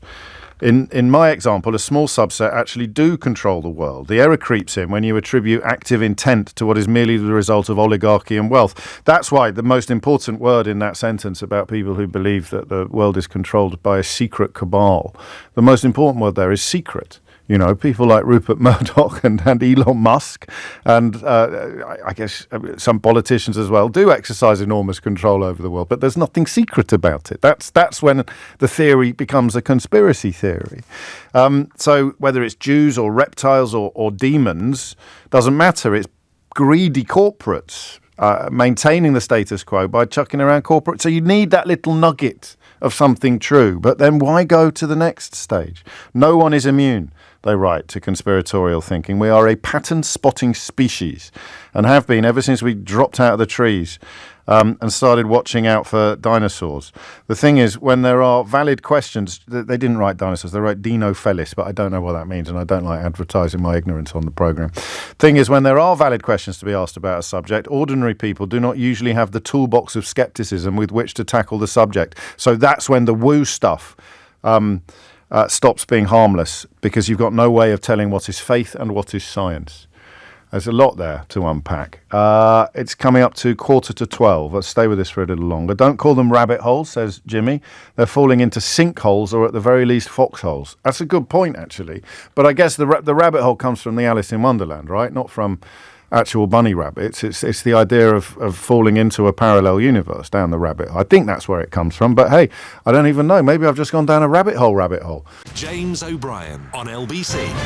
It is 11:48, and these are the messages that are most poignant. My lovely brother, writes Janie, has gone down the rabbit hole, and I could cry. Up to 20 texts a day warning me about the milk and also racist things. The racism does often seem to be in the same room as but I suppose that's the great replacement theory, isn't it? The idea that the secret cabal of people that are secretly ruling the world are also secretly trying to replace white people with non-white people for reasons. What are those reasons? I do not know, and nor do they, but they are reasons. And if I disagree with him, he calls me spiteful, James. It makes me so sad. And also the milk. I'll give you the reveal on the milk as well, but I want more stories first. John's in Rickinghall in Suffolk. John, what would you like to say? Yeah, hi there. Hello.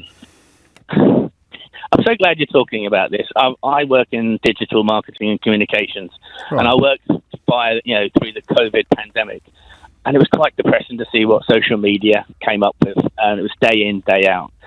I now find that you used to have the odd comment, but now it's like your colleague sitting next to you or your best mate you went through school is now thinking about, like you've just said. I was having a discussion only last month about the great replacement theory, right. And he sent me all this documentation from the United Nations about how this is all in place and how they've looked into it and things like that. And they're very plausible. And then you start kicking yourself because you then start thinking, you start researching it yourself going, is this true? Is this correct? And it's like David Irving, the Holocaust denier. He was interviewed by a reporter once, and I remember the reporter saying he hated himself for running the statistics to make sure that David Irving was incorrect. Yeah, of course. I've got very depressed over what's happened with the world in terms of these conspiracy theories. Well, there's truth and there is untruth, and the popularity of untruth never makes it true. But I think depression is probably a rational response, particularly when it's people that are. And why are we so powerless to combat it? Because every time you then face them with the facts, they move the dial a little bit, and then you start discussing something else and something else. It's like interviewing Nigel Farage, in other words. Correct.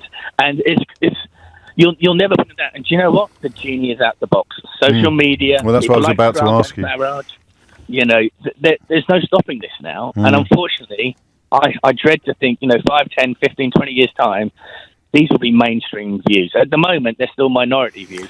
Well, only just. 34%, according to this research today, believing some of it. The conspiracy theory that a single group of people secretly controls world events. That's up to 34% after a poll of 20,000 UK adults. And as we've just established, it's the presence of the word secretly in that sentence that makes it a conspiracy theory. But I wonder what demographics would that be in terms of age? Because I would say the younger the audience, the more likely they are to believe in conspiracy. I don't know about that. I don't know. Because my son gets his information not from newspapers, not from journalists who have been trained to study the facts. Well, some journalists have, but there's plenty of other journalists. But they get their stories from TikTok and from YouTube, and that's where they get their information from now, and that's a cesspit. And they've got no. Well, a lot of older people do as well. I think the demographics are going to be quite evenly spread, actually. But what we're talking about is an absence of a key, if you like, an absence of a thing that you set it against to establish how credible or how plausible it is. I wonder whether there's grounds for optimism, and AI might be able to come up with some sort of almost like a built-in fact-checking service. You would think so, but AI has the opportunity to do these videos now that, have people saying things and it's just an AI-generated image. It's going to get worse. Because everything looks plausible. I'm quite depressed with the future, unfortunately. I worry. I really do worry. Well, all I'd say to encourage you is that video didn't kill the radio star. And, and video games have not turned us all into zombies. So always there are, and also, there have been times in history when people believed all sorts. They locked Galileo up for most of his life for pointing out that the sun didn't revolve around the earth. But yeah, I know what you mean. I think that might be why we don't talk about this as often as we should, because it starts off funny, and then it gets scary, and then it gets depressing, and nowhere in that process do you get much of a handle on what you do to combat it, and there'll always be people who are prepared to jump on it. I mean, I haven't checked yet, but I wouldn't be surprised if some of the usual suspects are already encouraging you to flush the milk down the toilet or claiming that there's more to the story than originally meets the eye. I'll tell you quickly exactly what the story is, actually, because it's in my humble opinion, it's another example of the madness. So people are currently filming themselves. Crucially, you've got to film yourself doing it, flushing milk down the sink because of a company called Arla Foods, which announced a couple of weeks ago that it was going to trial an additive called Bovaer. And Bovaer, which you put into cow feed, reduces cow flatulence, methane emissions, by about 30 to 45%. The fear comes from, or rather the mistruths and misinformation comes from, claims about what is in the additive. Now, the claims about what's in the additive are true. If you were to rub it all over your face, you'd get a rash and you'd come out in hives and all sorts of things. But it gets broken down in the cow's digestive system. So none of it will be found in milk or in meat. It literally gets broken down in the cow's stomach. That's why they put the additive in the feed. But the claims being made are based upon either deliberate or accidental ignorance regarding the ingredients of the additive itself. If you were a dairy farmer and you didn't want to handle it, then you'd wait for the trial to be completed. But if you're buying into the idea that there's going to be something wrong with the milk because of something that got broken down in the stomach of the cow that has subsequently been milked, then you're a conspiracy theorist. And these things run out of control so quickly that the old line about the truth being a lie being halfway around the world before the truth has got its trousers on is rarely more accurate. And what I didn't realise was that they have actually brought Bill Gates into the conversation. So the manufacturer, the developer of the additive, has had to issue a statement saying Bill Gates is not involved in the development of Bovaer. And even if he was... oh dear, you can see why John describes himself as depressed. Robin's in Aylesbury. Robin, what would you like to say? Hello, James. Hello. I spoke to you before. It's not my real name. Okay. But Well, you've given it away now. No, it's okay. I went out with a woman that was a conspiracy theorist 5 years ago that I met on a dating agency, which started out all right to begin with, and then she tried to recruit me. And when I went to her house, I thought things were a bit weird.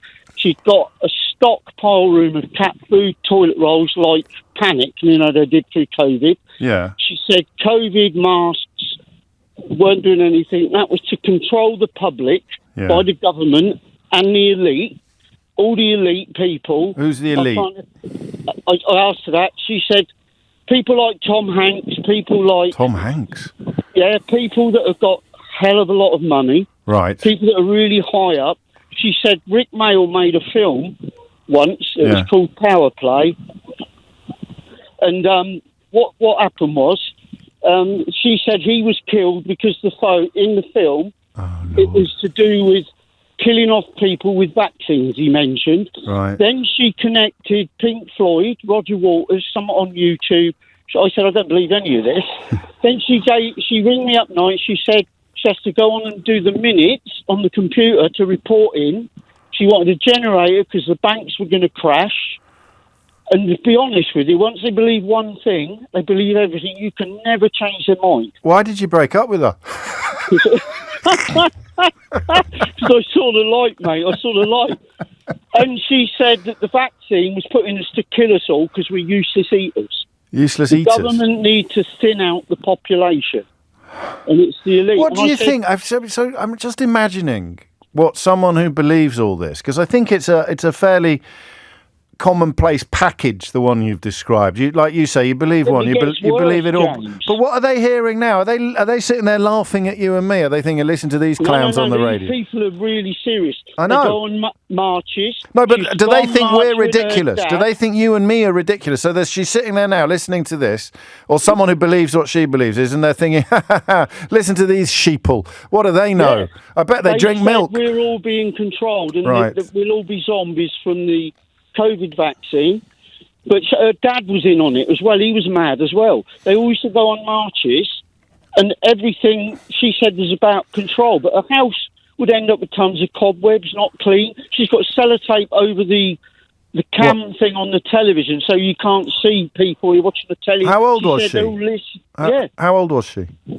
And she showed me a newspaper with something from the other side of the world, and there she said, this priest is in it. I said, why don't you read The Guardian or something? She said, all the newspapers are in on it.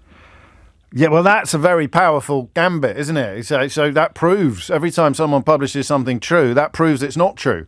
She nearly drove me mad, I tell you. I just had to get away. Well, I hope are you in a relationship at the moment? I'm in the most perfect relationship I could ever be with, and that was naturally meeting someone. Oh, isn't that good to hear? No, I'm delighted to hear that, and I'm going to knock it on the head there, because we love a story with a happy ending. Gen Zs and boomers are the worst. Apparently, thinking about the age demographic. So when I was talking to John and he said it's the younger people and I said it's the older people, we were both right. So my generation, Generation X, and the one immediately below, the millennials, have had the importance of checking your sources drilled into us. I don't know why the ball got dropped with Generation Z. Probably because of COVID, or I don't know, lockdowns. Who knows? Crikey. And yeah, you're right. It's been going on forever. It just hasn't enjoyed this level of popularity, I don't think, and that generational point. I don't know what the boomers' excuse would be for not checking. So I think seeing things online that look like the old-fashioned stuff that they used to be able to trust. So you see a Facebook page and it looks like a newspaper website, or you see. So that's I think why boomers fall for it. Why Generation Z fall for it, I do not know. But long live the Xers, and the millennials. It's coming up to 12 noon. You're listening to James O'Brien on LBC. I've got a funny one for you next, and it involves the telly, but I haven't quite worked it out yet. James O'Brien on LBC. 2 minutes after 12 is the time. I really like this as a story, but I am conscious. Actually, there's an echo from the last hour here. This might all go a bit video killed the radio star. You know when something is new, therefore it must be bad. We all suffer from this a bit. We're all a little bit frightened of change. And the kind of change we're most frightened of is the change we don't really understand. So I happily, I think largely as a consequence of therapy, I am not one of those radio presenters who is automatically negative towards things that weren't around when I was young. So there was an example recently, and I don't like bringing Brexit into absolutely everything, but it is extraordinary what a big shadow it casts over public discourse. There was one of the Brexiter newspaper columnists wrote an article last week about what do all these job titles mean? And he didn't know what they meant, but he knew they were bad. And then I read a response online that was saying, well, this means that, and these are all important jobs. Why is there so many people in HR? I said, well, because, large part of the reason is because we don't want to have workplaces where people are routinely getting exploited or abused, like what we used to have and like some people still endure. So you've got that tension. Something's new. That wasn't like that in my day, therefore it must be wrong. We've all seen it.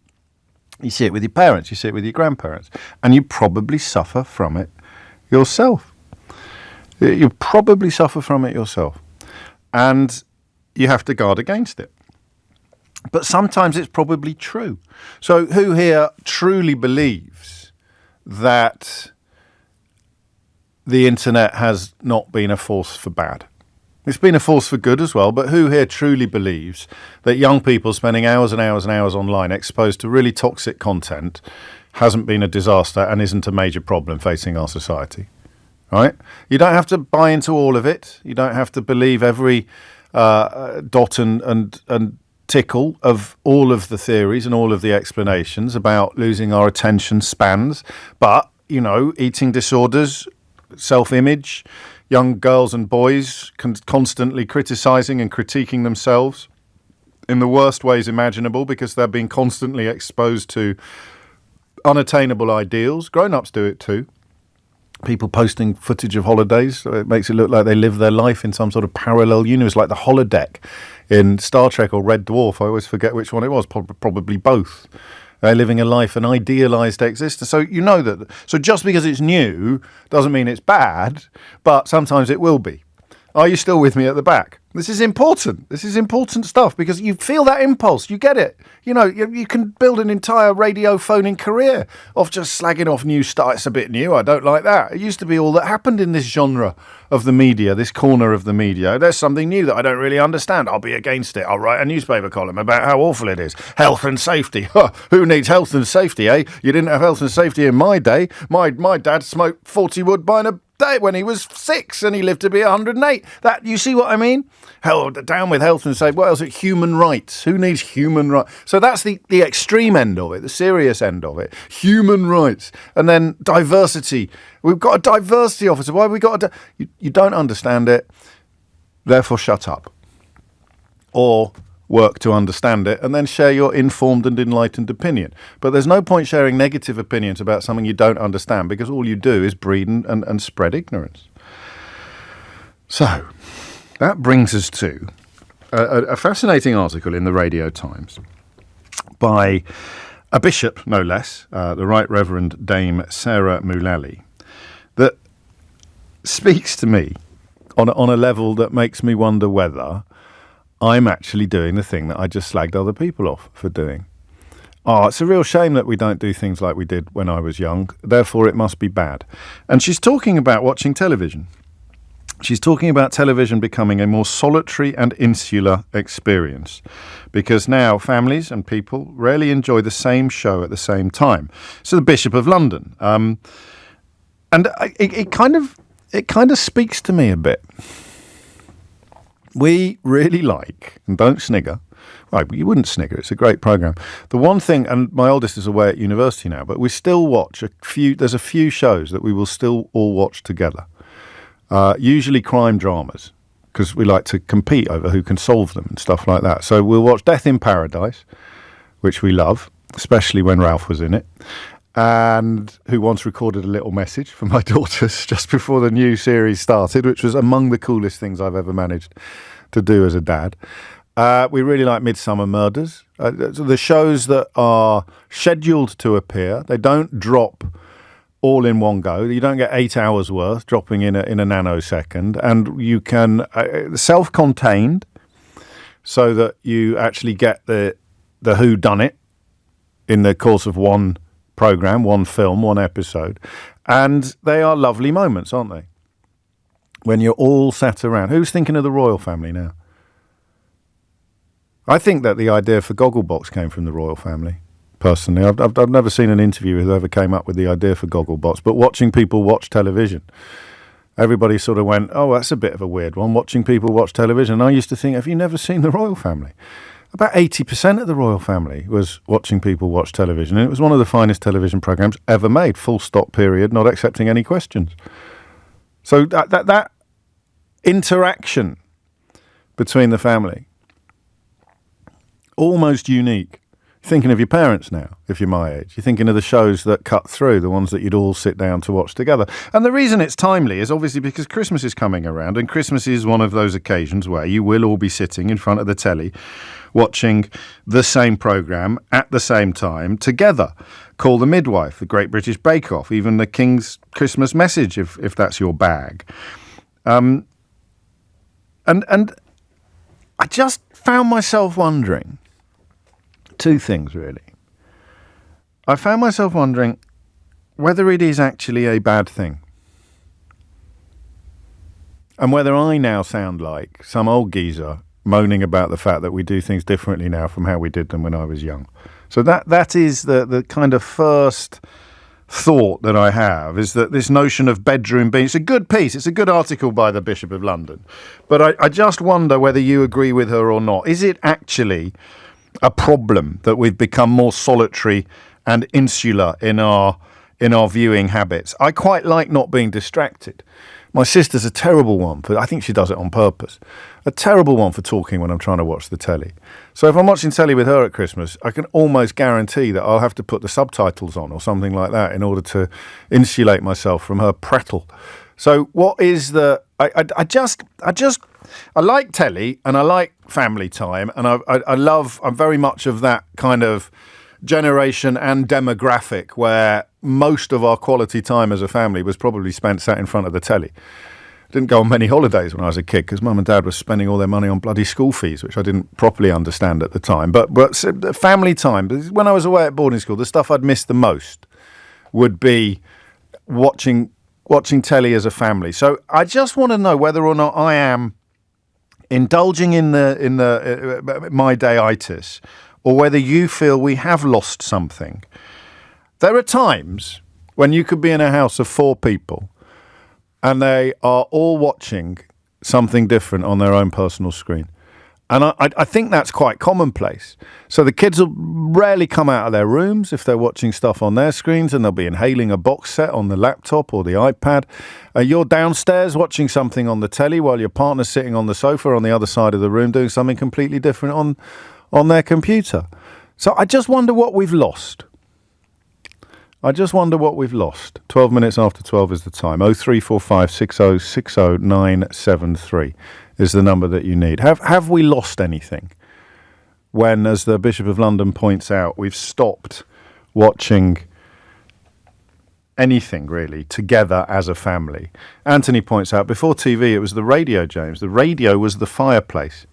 So, this is a wonderful little evolution of focal points. Of course it's a bad thing, James. The TV was, before TV was the radio was the fireplace was the cave fire. This predates humanity itself, sitting around the same entity, talking, interacting. We don't spend campfire time together anymore. Is that true? Are we losing something? Or is this just another example of, oh, well, we did things differently when I was young, therefore the way we do it now must be bad? So the Bishop of London writes that for all the technological advances and abundance of choice, something has been lost. I want you to tell me what. What has been lost? 0345 6060 973 is the number that you need. I'm trying to think of those moments as well. Probably it's Del Boy and Rodney dressed as Batman and Robin, isn't it? That's probably the single most unifying moment of family TV.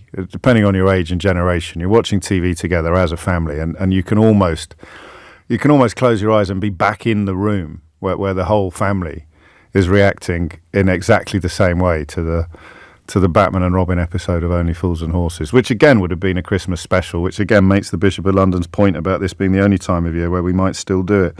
So I just don't know. Subscription packages, different programs, different devices, one person upstairs in their bedroom watching an entire series, another on their smartphone, family members watching different programs, even sometimes in the same room. It feels like we've lost something. But video didn't kill the radio star. I'm still here. What would it do? What would be the broader ramifications of this? So 3 questions. Number 1, have we lost something? 0345 6060 973. Number 2, what have we lost? Obviously, you've got to answer yes to the first question in order to tell us what we've lost. And then number 3, the Bishop of London, and this is actually knitting both questions together. It might seem an odd question to ask in the context of telly, but it's not, because you're feeling what I'm feeling, especially with the reference that you've come up with, whatever your family's equivalent of Del Boy and Rodney dressed as Batman and Robin is. What are we looking at as a society? What does it do if you're not having those moments of absolute oneness as a family? Would you have got them in church once? You'd have all gone to church together? I think you probably would have done, to take Anthony's evolution still further. So what are we losing? And how important might it be? Not just within the confines of your own family, but for an entire society. Okay?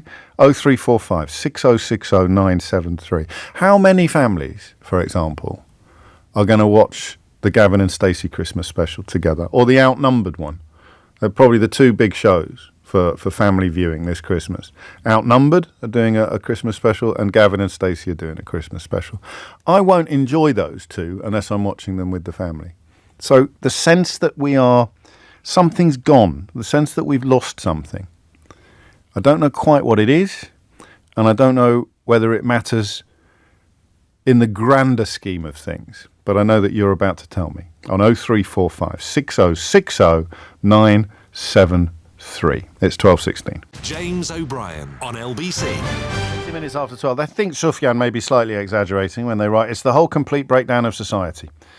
Word for word, whole complete breakdown of society. If you've just tuned in, guess what the topic is? Sufyan thinks it's the whole complete breakdown of society. Spongo writes, I really miss that culture of all sitting down and watching something together. Stuart writes, clearly it will be everyone around the table with the Mystery Hour board game, and then Wallace and Gromit. Yeah, a lot of you pointing out Wallace and Gromit as at the top of your family watch list. So why will it feel different? That's part of this question. But think of a programme that you know will land differently if you're not all watching it together.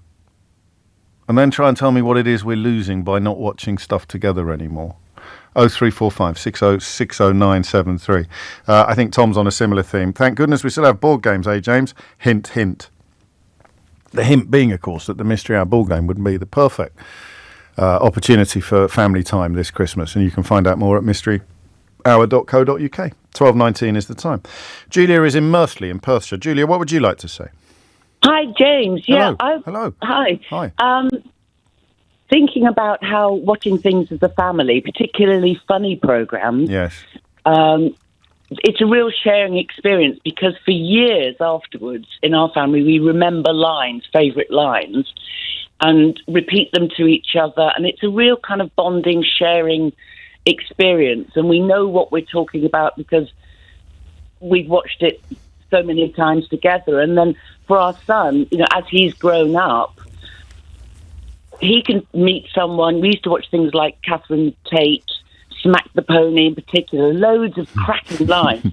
He'll meet someone and go into that kind of, I'm a beautiful lady with long golden hair.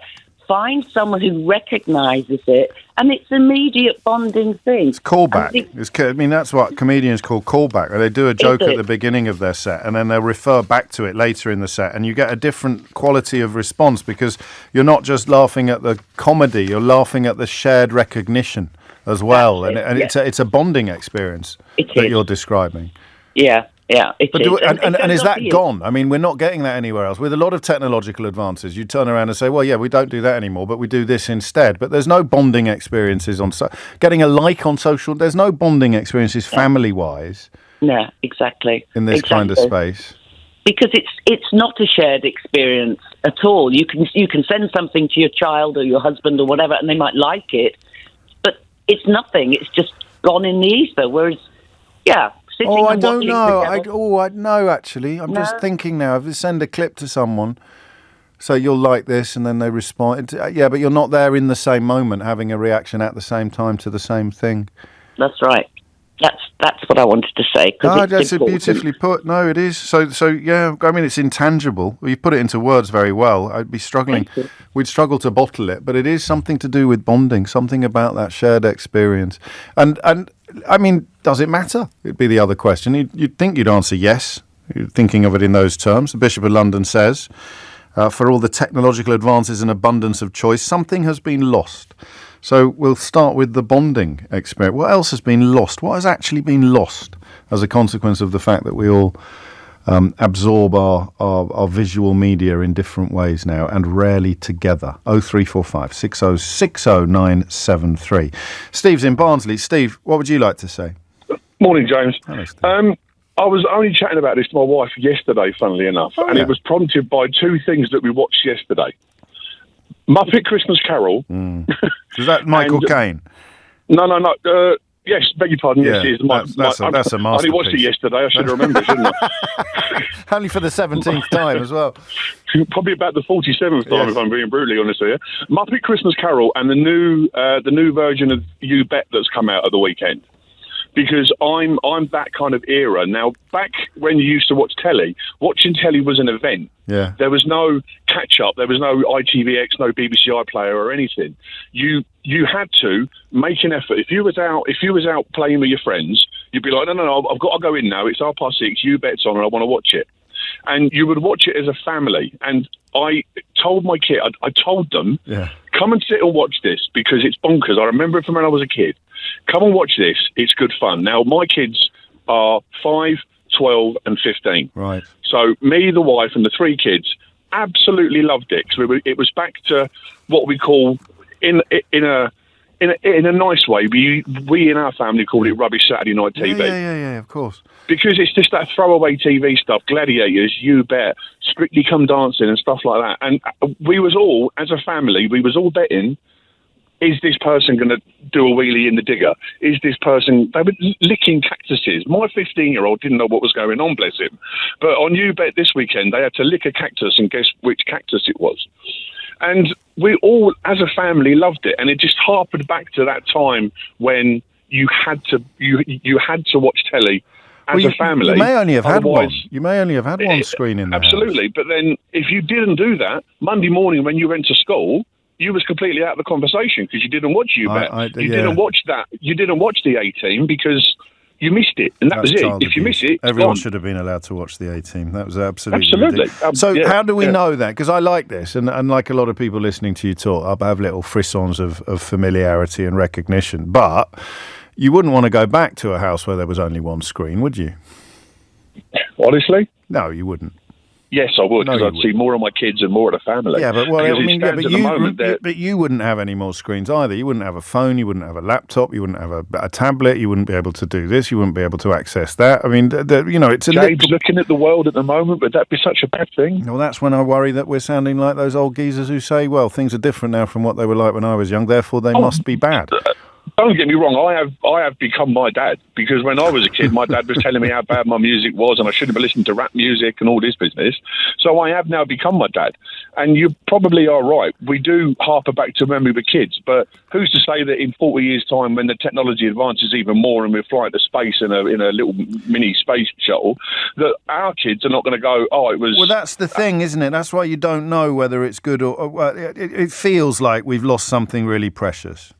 But I'm sure that your dad felt that his generation had lost something really precious when we started doing things that his generation hadn't done. That's the bit I'm trying to pin down. Is how can we be confident that this is a proper loss, a loss of bonding? Do you ever get that feeling anywhere else, where all 5 of you are just laughing at the same joke? Do you know what I mean? I don't think you do get it anywhere else, where you just are on exactly the same wavelength for the duration of that programme.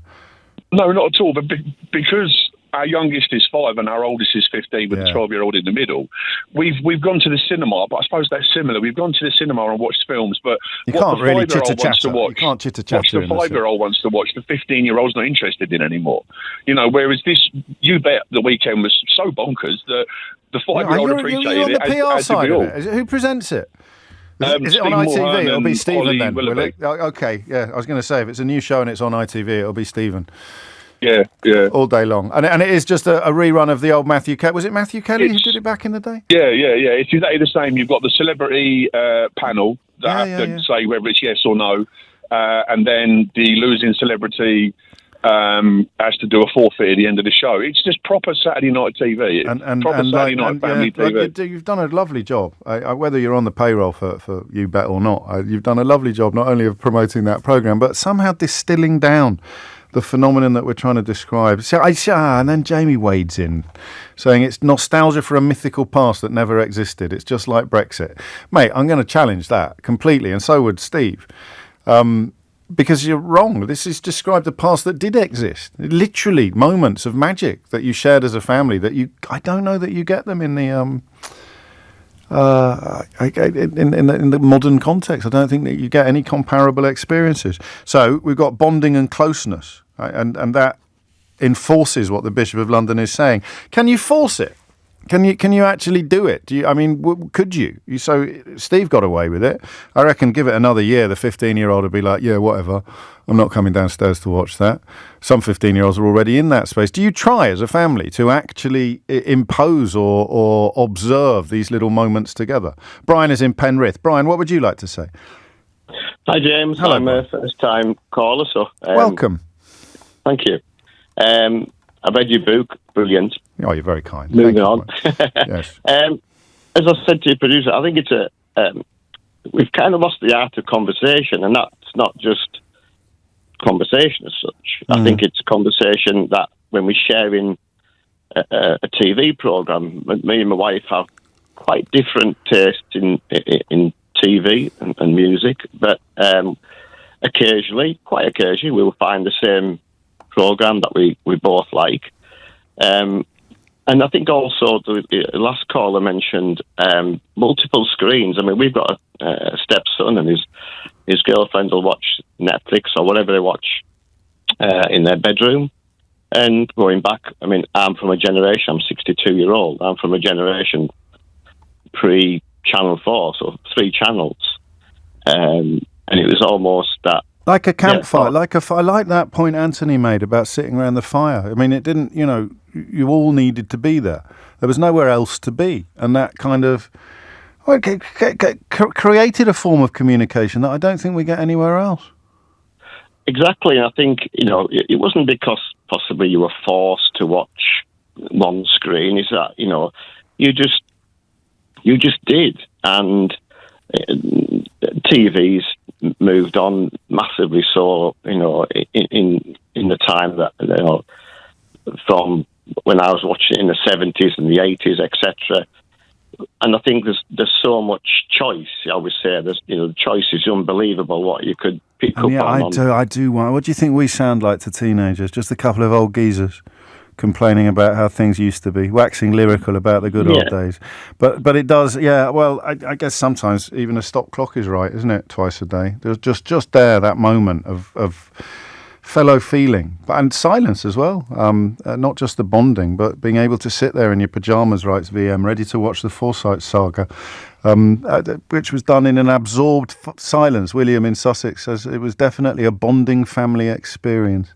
So if someone wants to have a crack at getting all sociological about it, the idea that you could actually point to something in family relations that is a consequence of what the bishop is lamenting the loss of, communal TV viewing, due to the rise of streaming being actually quite an important phenomenon, where something that we can define or distill down has been lost. What is it that's been lost? So, there might be elements of bonding, but you're still bonded with your family. There might be examples of closeness, but you're still close to your family.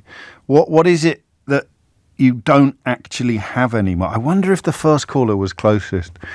with those shared reference points, the catchphrases, the things that make everybody laugh, not because they happened on the screen, but because they happened on the screen that you were all watching at the same time. Or, hey, listen, if you're young and punchy, give me a ring and tell me that I just sound like an old git and that this isn't a big deal or a proper phenomenon at all. And I'll get you excommunicated by the Bishop of London, but I'll at least give you a fair crack of the whip first. It's 12:30. Amelia Cox is here now with your headlines. James O'Brien on LBC. 12:33 is the time. I just sort of think they'd have a little bit more on their plate at the moment, but the Bishop of London, senior clerics in the Church of England, the Bishop of London taking aim at modern TV viewing habits. I'm enjoying this conversation, but I'm still not 100% sure that it isn't a kind of back in my day, things were better type complaint, and that actually things are just different now and neither better nor worse. But when she writes about Christmas feeling like one of the few times a year when we can unapologetically press pause on the incessant demands of the modern world and truly be present with family and loved ones, and that would include precious hours spent around the TV, laughing together, crying together, being together. The fact that this is more of a rarity today makes these moments of togetherness all the more special, and I guess togetherness is what we're talking about. 12:34 is the time. Jimmy's in West Hampstead. Jimmy, what made you pick up the phone? Hi, James. Well, I must say, first of all, I'm a TV producer, and watching TV... I know who you are. You know exactly who I am. Hello, how are you? Hello, I'm very well, thank you. Yeah, well, then you're going to be a little bit biased. Well, maybe, but watching TV with formats with my family, they hate it because I'm just sitting there forever picking holes in the shows that we're watching. I should just say as well, You Bet was originally hosted by Bruce Forsyth. So was it not Matthew Kelly? He did do it, but it was Brucey first. Oh, it went Bruce Forsyth, then Matthew Kelly, and now it's Stephen Mulhern and Holly Willoughby. I didn't even look that up, James. Why, as a TV producer, why are so many old ideas constantly being recycled? It is that feeling of nostalgia, and like Bullseye's coming back as well. I saw that with Andrew Flintoff. That's right, and it's just like because viewers are moving away from TV, producers are having to go. Well, what's going to bring them back? It's because things are like a warm bath is Bullseye, or like when Gladiators came back, it's a huge success. Rightly so, because they produced it very, very well indeed. It is just kind of. I remember that. So when our caller earlier talked about getting his family gathered around the telly because he knew that they were going to enjoy this because he enjoyed it so much in his own childhood, that's exactly what it was designed to do. Yeah, that's exactly right. And I mean, the other thing, I just wanted to come at it from a slightly different angle as well, is because quite often I'm at home alone, I'm watching TV on my own, and the thing for me with live TV, which is very different from sitting watching Netflix or Prime or Disney Plus, is that I know, like, for example, I'm watching Strictly Come Dancing. I know one of our mutual friends is on it and doing very well. And I know 6 or 7 million other people are all watching that at the same time as me. So even me just sitting on my own in my living room, I feel part of something wider, feel part of something bigger. Yeah. Because if you remember, like, when Pop Idol was around, and that first series, Will versus Gareth, people were putting posters up in pubs, like vote for Will, vote for Gareth. It was a huge, huge thing. And like I think quite often when there's live TV is slightly dying to a certain degree, like we're losing something there. Because like watching Strictly this year, it's the closest I get to feeling like a football fan that has to watch every week, and I'm rooting for something, and I know other people are as well. And I like do you know what I mean? I do know what you mean. I do know what you mean. Yeah, and you're younger than me, so you're coming at it from a different generational. Not too much, a little bit. Is he going to win? I think everybody knows who we're talking about, and the smart money I think is on. Is he hot favourite? Is he hot favourite? He is hot favourite. He is. I did look the other day. He's. But you'll be, because you've known Chris McCausland. He's 5-1 on. You've known him for years. You'll be among the least surprised people on the planet to see how well he's doing, won't you? Yeah, quite right. I mean, he's such a hard worker. He throws himself into everything he does, and actually, I mean, isn't it brilliant? I don't know if you're watching it, James, but just... I'm not watching it as religiously as you are, but I'm watching it enough to know that he's smashing it. The live Strictlys, Shelley says, are about as close as you get these days to what we're talking about. Those moments that feel as if they're the moments that feel like everyone is watching them, and that everyone. It was the jungle last night, I suppose, a bit as well. Yeah, everyone will be talking. So you're more optimistic than some of my previous callers. Things are changing, but we're not necessarily losing something. We're just doing things differently. Yeah, and then also like with Netflix putting the Tyson, gotta forget who he was fighting now. They're moving Paul. back to these. That's it. They're moving back to that experience of let's all watch this at the same time, even though it was like on at 5 a.m. And I did stay up just for research purposes to watch it. And then Netflix are also going to putting on. Sorry, I sound like I'm working for Netflix. I'm not. They're putting on the WWE wrestling live as well. So the streamers are starting to realise that there's something about that shared experience of all watching at the same time that we love. And they're starting to realise we need to go back to that. It's so interesting because Keith points out, back in my day, the so-called experts said that families were losing the art of conversation because they were watching too much TV. And now we're taking calls, Brian up in Penrith, but pointing out that we're losing the art of conversation because we're not watching enough TV. It's all chat. I like that. Jimmy, take care, mate. I'll see you soon, I hope. 12:39 is the time. Josh is in Tidworth. Josh, what would you like to say? James, it's just a bit of an interesting take, really. So I'll be the judge of that, mate. I'll give you that.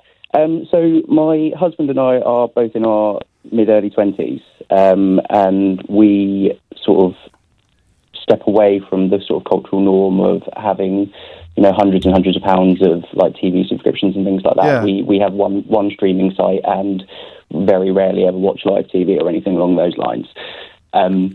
I think I'm still optimistic about sort of the comments that have been made.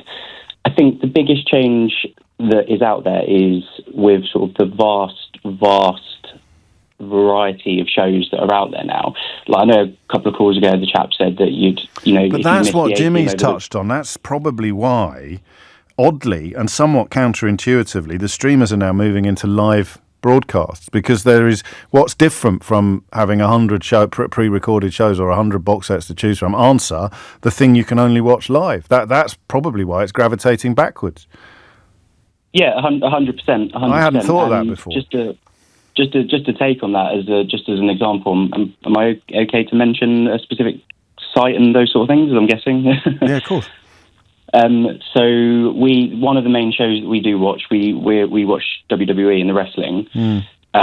They have sort of branched out and announced a new contract so that their shows are just being streamed exclusively live on Netflix from January. And they also do like the old pay-per-views, like the old box office things where you punch in your card details on teletext and that, and then you pay for like one specific show. They've got so many varied ones that are coming out now, and the next one, for example, is being streamed live on YouTube just to try and attract more of an audience member, is the way that I can see that from going on. So they've got a huge fan base all across the world. And it's just trying to get them assembled in one place. It's trying to assemble people in one place, and it is exactly that. And will you watch that together? Will you watch that with your husband? Yeah, always. And that's a thing you enjoy doing together. Because I'm trying to think about, because podcasts are huge now, and they're quite solitary. Radio doesn't have to be solitary. Do you ever listen to podcasts together? No. It's a headphone experience, right? A podcast, it's an earphone experience rather than a shared experience. It is. My partner listens to them sort of while working in the background. I generally have you on in the day, to be honest. Quite right too. But I question social as to whether it's just that sort of age-old. The world is changing. There would have been once upon a time where people would have had the exact same conversation when TVs became, in every living room across the country, or when they first started appearing. It would have been we're not sat around doing whatever we did once upon a time all as a family. We're staring at a screen, and I just think we're now in that new era where there's so many different options for people. You find community and conversation when you meet someone that knows of a similar show to you, because there's like 40 and or 50 they still bond dropped. over. That's like bonding over a band. You don't have to have been at the same concert together. You just love the band. I like that, Josh. Thank you. And Rob points out that before TV, it was radio that was supposed to be destroying the art of conversation and family interaction. He writes, my mum is 100 and she remembers being told to get her head out of her books and be more sociable. Who was the full disclosure guest recently who told us about being ordered not to read books? It was James Rebanks, actually, growing up on a hill farm. His mum was the one that I think, was it his grandma. His grandma felt there was something suspect about books and that you'd be much better off doing something constructive than reading books. So so the conversation swings in the last 10, 15 minutes back towards the idea that, look, this is just change. It's not better or worse. It's just different. And yes, I do remember that line. Why don't you just switch off your TV and go do something? You've quoted it wrong, Andrew. It wasn't go and do something more interesting instead. It was go and do something less boring instead. Jackie's in Stuttgart. Jackie, what made you pick up the phone? Yeah, I just found it really interesting listening to... It is nostalgia. I mean, it's pure nostalgia. I'm only 2 years younger than you. And I remember watching these big Saturday night specials in the run-up to Christmas with Morecambe and Wise, or... There would be massive, massive celebrities, and you just knew that almost half the country were watching. They would get viewing figures of 20, 30 million people. Yeah. I mean, it was and I think one of the problems might be that, with the exception of Ant and Dec, who can't do everything, who have we got that are, in a day when pretty much everybody is a celebrity, who's big enough to get that kind of... Well, it depends on the show. It depends on the show. That thing that Claudia Winkleman does went absolutely bonkers, didn't it? The Traitors. She's brilliant as well. In fact, it strictly fits into the kind of category that you described, better than any other show, and it's the only one that Ant and Dec don't do. Pretty much. But are we describing something that's are we losing something precious, as the Bishop of London said? What? Well, I think it's interesting that they're bringing back You Bet, because that was a big thing here in Germany as well. It was called Wetten, Das with Thomas Gottschalk, and it finished about 10, 15 years ago. But it was massive. I mean, it was just one of these massive... Everybody watched it, and everybody would be talking about it. It was on... You did it maybe 4 times a year, and everybody would be talking about it. You talk about it at work, and they'd have these huge guests, and it was just something shared, but it was something you couldn't just go and pick it up off the internet. You had to wait for it, and you'd get hints about who the guests would be, and then there'd be big surprises. And it was just something, when we're all so used to being immediately entertained and immediately gratified, you had to wait for it, and you had to look forward to it. No, I get, and that's why perhaps, I mean, there's a number of... In fact, we've touched on something here, unintentionally, this... it was Josh picking up the fact that the big streamers are now moving into live content. There's a whole bunch of reasons for that, but a key one is interaction. Yeah, that idea that you're all... You get all excited about seeing it and looking forward to something that isn't... You can't just have it immediately. Yes, exactly. Yes. You can inhale an entire bottle, but you have to wait until it's Friday. It's 5 o'clock. It's crackerjack. Yeah. I have to wait for the moment. There's something there. I don't know what. We're getting closer. I sense we're edging. We're groping in the darkness. We're groping ever closer. And they're bringing them all back now. All of these shows, Generation Game got brought back, didn't it? So that's not just, a paucity of ideas. It's trying to recreate the feelings that delivered the enormous audiences. There's quite a few experts listening today, as there is every day. But this is from Samuel. Media planning is gravitating backwards, as you say. But the driving reasons for that are not the ones that you attribute it to. It's partially around the cost of churning out content per platform and intellectual property for an increasingly content-greedy population across the world. So the value to them is monetizing content around a topic through social media. So there's far more opportunities to earn money from the same intellectual property, the same show or the same TV. I love it when I get messages like this from Dominic, who says, whoops, I just realised I'm on catch-up, sorry, but I can't see your previous message, Dominic, so I don't know what you're apologising for. It's 12:47. James O'Brien on LBC. 49 is the time. I wonder when we'll know. I wonder what the sort of time limit is on when you will be able to confidently say whether or not Syria has avoided the same fate as Iraq or Libya, and whether, I suppose, elections or something like that, or a internationally recognised government. I don't know, but as you just heard, Sheila will be returning to that territory after 1 o'clock today. I'm joined now by Natasha Clark with a strange story, which unfortunately, I mean, this is Christmas after all, and it's got a touch of the Christmas Carol because it has resurrected the ghost of Dominic Cummings a bit. Yes. Are you a misfit or a weirdo, James? No, which one you describe? neither. I describe myself as both.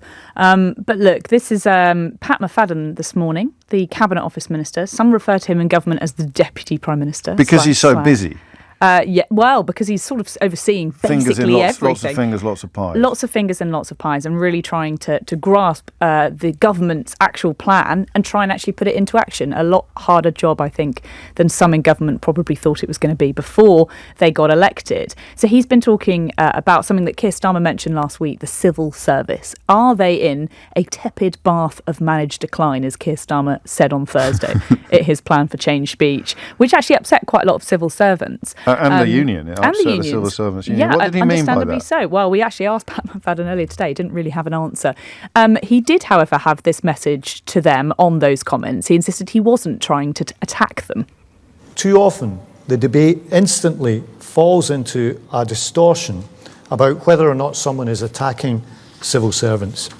So let me be clear, I work with hard-working and diligent civil servants every day. They want to do well for their country and for the public. The people are good, but the systems and structures that they work in are too often outdated and make it hard for them to deliver. It's quite early. I mean, there's a figure of speech about a bad workman blames his tools, and the civil service, in a sense, are the tools of government. Sure. But equally, this is really a message of vindication for people like Dominic Cummings. This is what he's been saying and what he was saying. Sclerotic. Cummings is a bit less pleasant about it, because what McFadden seems to be describing is a kind of, it's not a willful negative. It's a kind of circumstantial negative. Cummings seemed to hate civil servants because he thought they were trying to defy him. That's not what I'm hearing. No, and I think Pat McFadden is trying to say, actually, it's not about the civil service themselves, but it's about the structures that they work for, and that they essentially are not working to deliver the change that ministers want. He did have this message, however, for Dominic Cummings. And we need the right people. You might remember a few years ago, there was a call for weirdos and misfits in the system. Well, whatever term you want to use, we do want innovators and disruptors and original thinkers. And my message to creative thinkers is, this is your chance to serve your country. Use your brain power, your technological talents to fix some of the biggest problems we face today. Britain needs you. Britain needs you, James. I find this very strange. Yes, it is very strange. Don't you think? But look, I think it's just an acceptance, really, that many in government have been saying, under the Tories, under Labour, governments of past and present, that the civil service is slow, it's clunky, it's difficult to operate, it's slow to move, and it doesn't work in delivering some of the change that Keir Starmer has been promising. And yes, you're right, a bad workman does blame his tools, and is this an attempt of the government to try and get ahead of that, to try and stop that from happening? Who do they have in mind when they say things like this? Because Cummings ended up in all sorts of trouble with the people that answered his clarion call, and they, I think, inevitably had questionable CVs, didn't they, some of them? And who's sitting there going, oh, that sounds like a great idea, I'm going to call Pat McFadden now and sign up to fix the NHS? His number's ringing off the hook. But that's why I say I find it strange. I don't know who this speech is actually directed at. It can't genuinely be a recruitment drive. It is. It's genuinely a recruitment drive, and I think it's actually... Because Musk has done it as well. Sure, exactly. And we sort of asked Pat McFadden, are you taking a bit of inspiration from Elon Musk? Are you trying to cut the size of the state? Is this all about bloated bureaucracy? No, I don't think it is. I think for the government, they want to get experts on the front line. So they're talking today about people that work in prisons, people that work in the NHS, people that work in business. And basically the idea is that they want to do things just a bit differently, to have a bit more creative thinking, to have the space to see problems and to tackle them a little bit differently than Whitehall has been doing for so long. We see innovation in the private sector all the time. It's not brought correctly, I don't think, into the NHS, into the private sector well enough. And the idea is they're going to start with two sort of smallish problems: temporary accommodation, which the government spends hundreds of thousands of pounds a year on. Okay, all right. And family planning and family support. So through local councils, they're going to start on these two areas. So this is like me driving around thinking you could stick a house there. Like I'm a bit of a gap hunter. I'm fascinated, and this is probably only relevant in central London, isn't it? But I'm fascinated by tiny houses that get put up in quite unexpected places. So, or if I was mayor of London, I'd be driving around and thinking, what's that? Do we own that? Is that ours? Can we put some flats and houses there? It's that kind of thing that you wouldn't necessarily do if you were working in the housing department. You've got your to-do list in front of you. You've got your job. You're on rails, and you know where those rails are headed, as opposed to looking around for things that aren't on anybody's to-do list but could be. Yeah, I think that's definitely a part of it. But yeah, the government are looking around at a lot of problems that we're facing, and Pat McFadden talked about this is the first step of that by putting people that wouldn't usually be in these roles into these frontline positions. The element of it that it's you're admitting that things aren't going well, but it's not a great message for 5 minutes in government, that's all I will say. Yeah, that's what I'm thinking. They're getting their excuses in a bit early. And laying the responsibility at the feet of people who are not elected. Yes. Which is also unattractive. It is. Potentially. It has been given a bit of a nod from the Civil Service Union after. It has? It has, yes. Okay. So I think they will be interested to see some of the devil in the detail of this. I think it's a good idea in practice. Essex and Liverpool, temporary accommodation. So this will involve trying to save money and improve efficiency. So somebody would think, well, I'll tell you, why don't we try this? Or why don't we do that? It sounds good in principle. I think we need to see the detail of exactly how it's going to work. And I think the main question for me is why, if you are working in a really lucrative business in the the private sector, why would you take a huge pay cut to come in work in government? Pat McFadden today says this is your duty to come in to help save Britain, to help fix broken Britain. That's his message to people. Well, maybe. I've thrown a knighthood.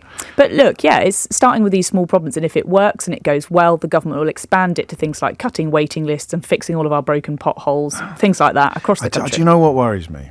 I'm sure, and Sheila will also be shocked by this, but sometimes I think that producing my radio programme is not a very easy job. Because I'm absolutely certain of it. Because sometimes I think I need you to come up with something brilliant, but I have no idea what it is. Yeah. And then I will get frustrated with you for not coming up with something brilliant. Yeah. That's kind of what Pat McFadden is doing. He is, and he's saying, look, it's not up to me. That's not fair. It isn't. He's basically going, well, he's basically saying, look, you guys are the experts. I should just say the producer is violently shaking her head as if she doesn't recognise what I've described in any way, shape or form. She has to say that. No, but the thing is, as citizens, we do, not all the time, but we moan about what's not being done, don't we? We say, if I was the Prime Minister, if I led the council, I do it all the time. Well, if you usually sound like Digby Jones when you do things like that. You sound like a massive pudding.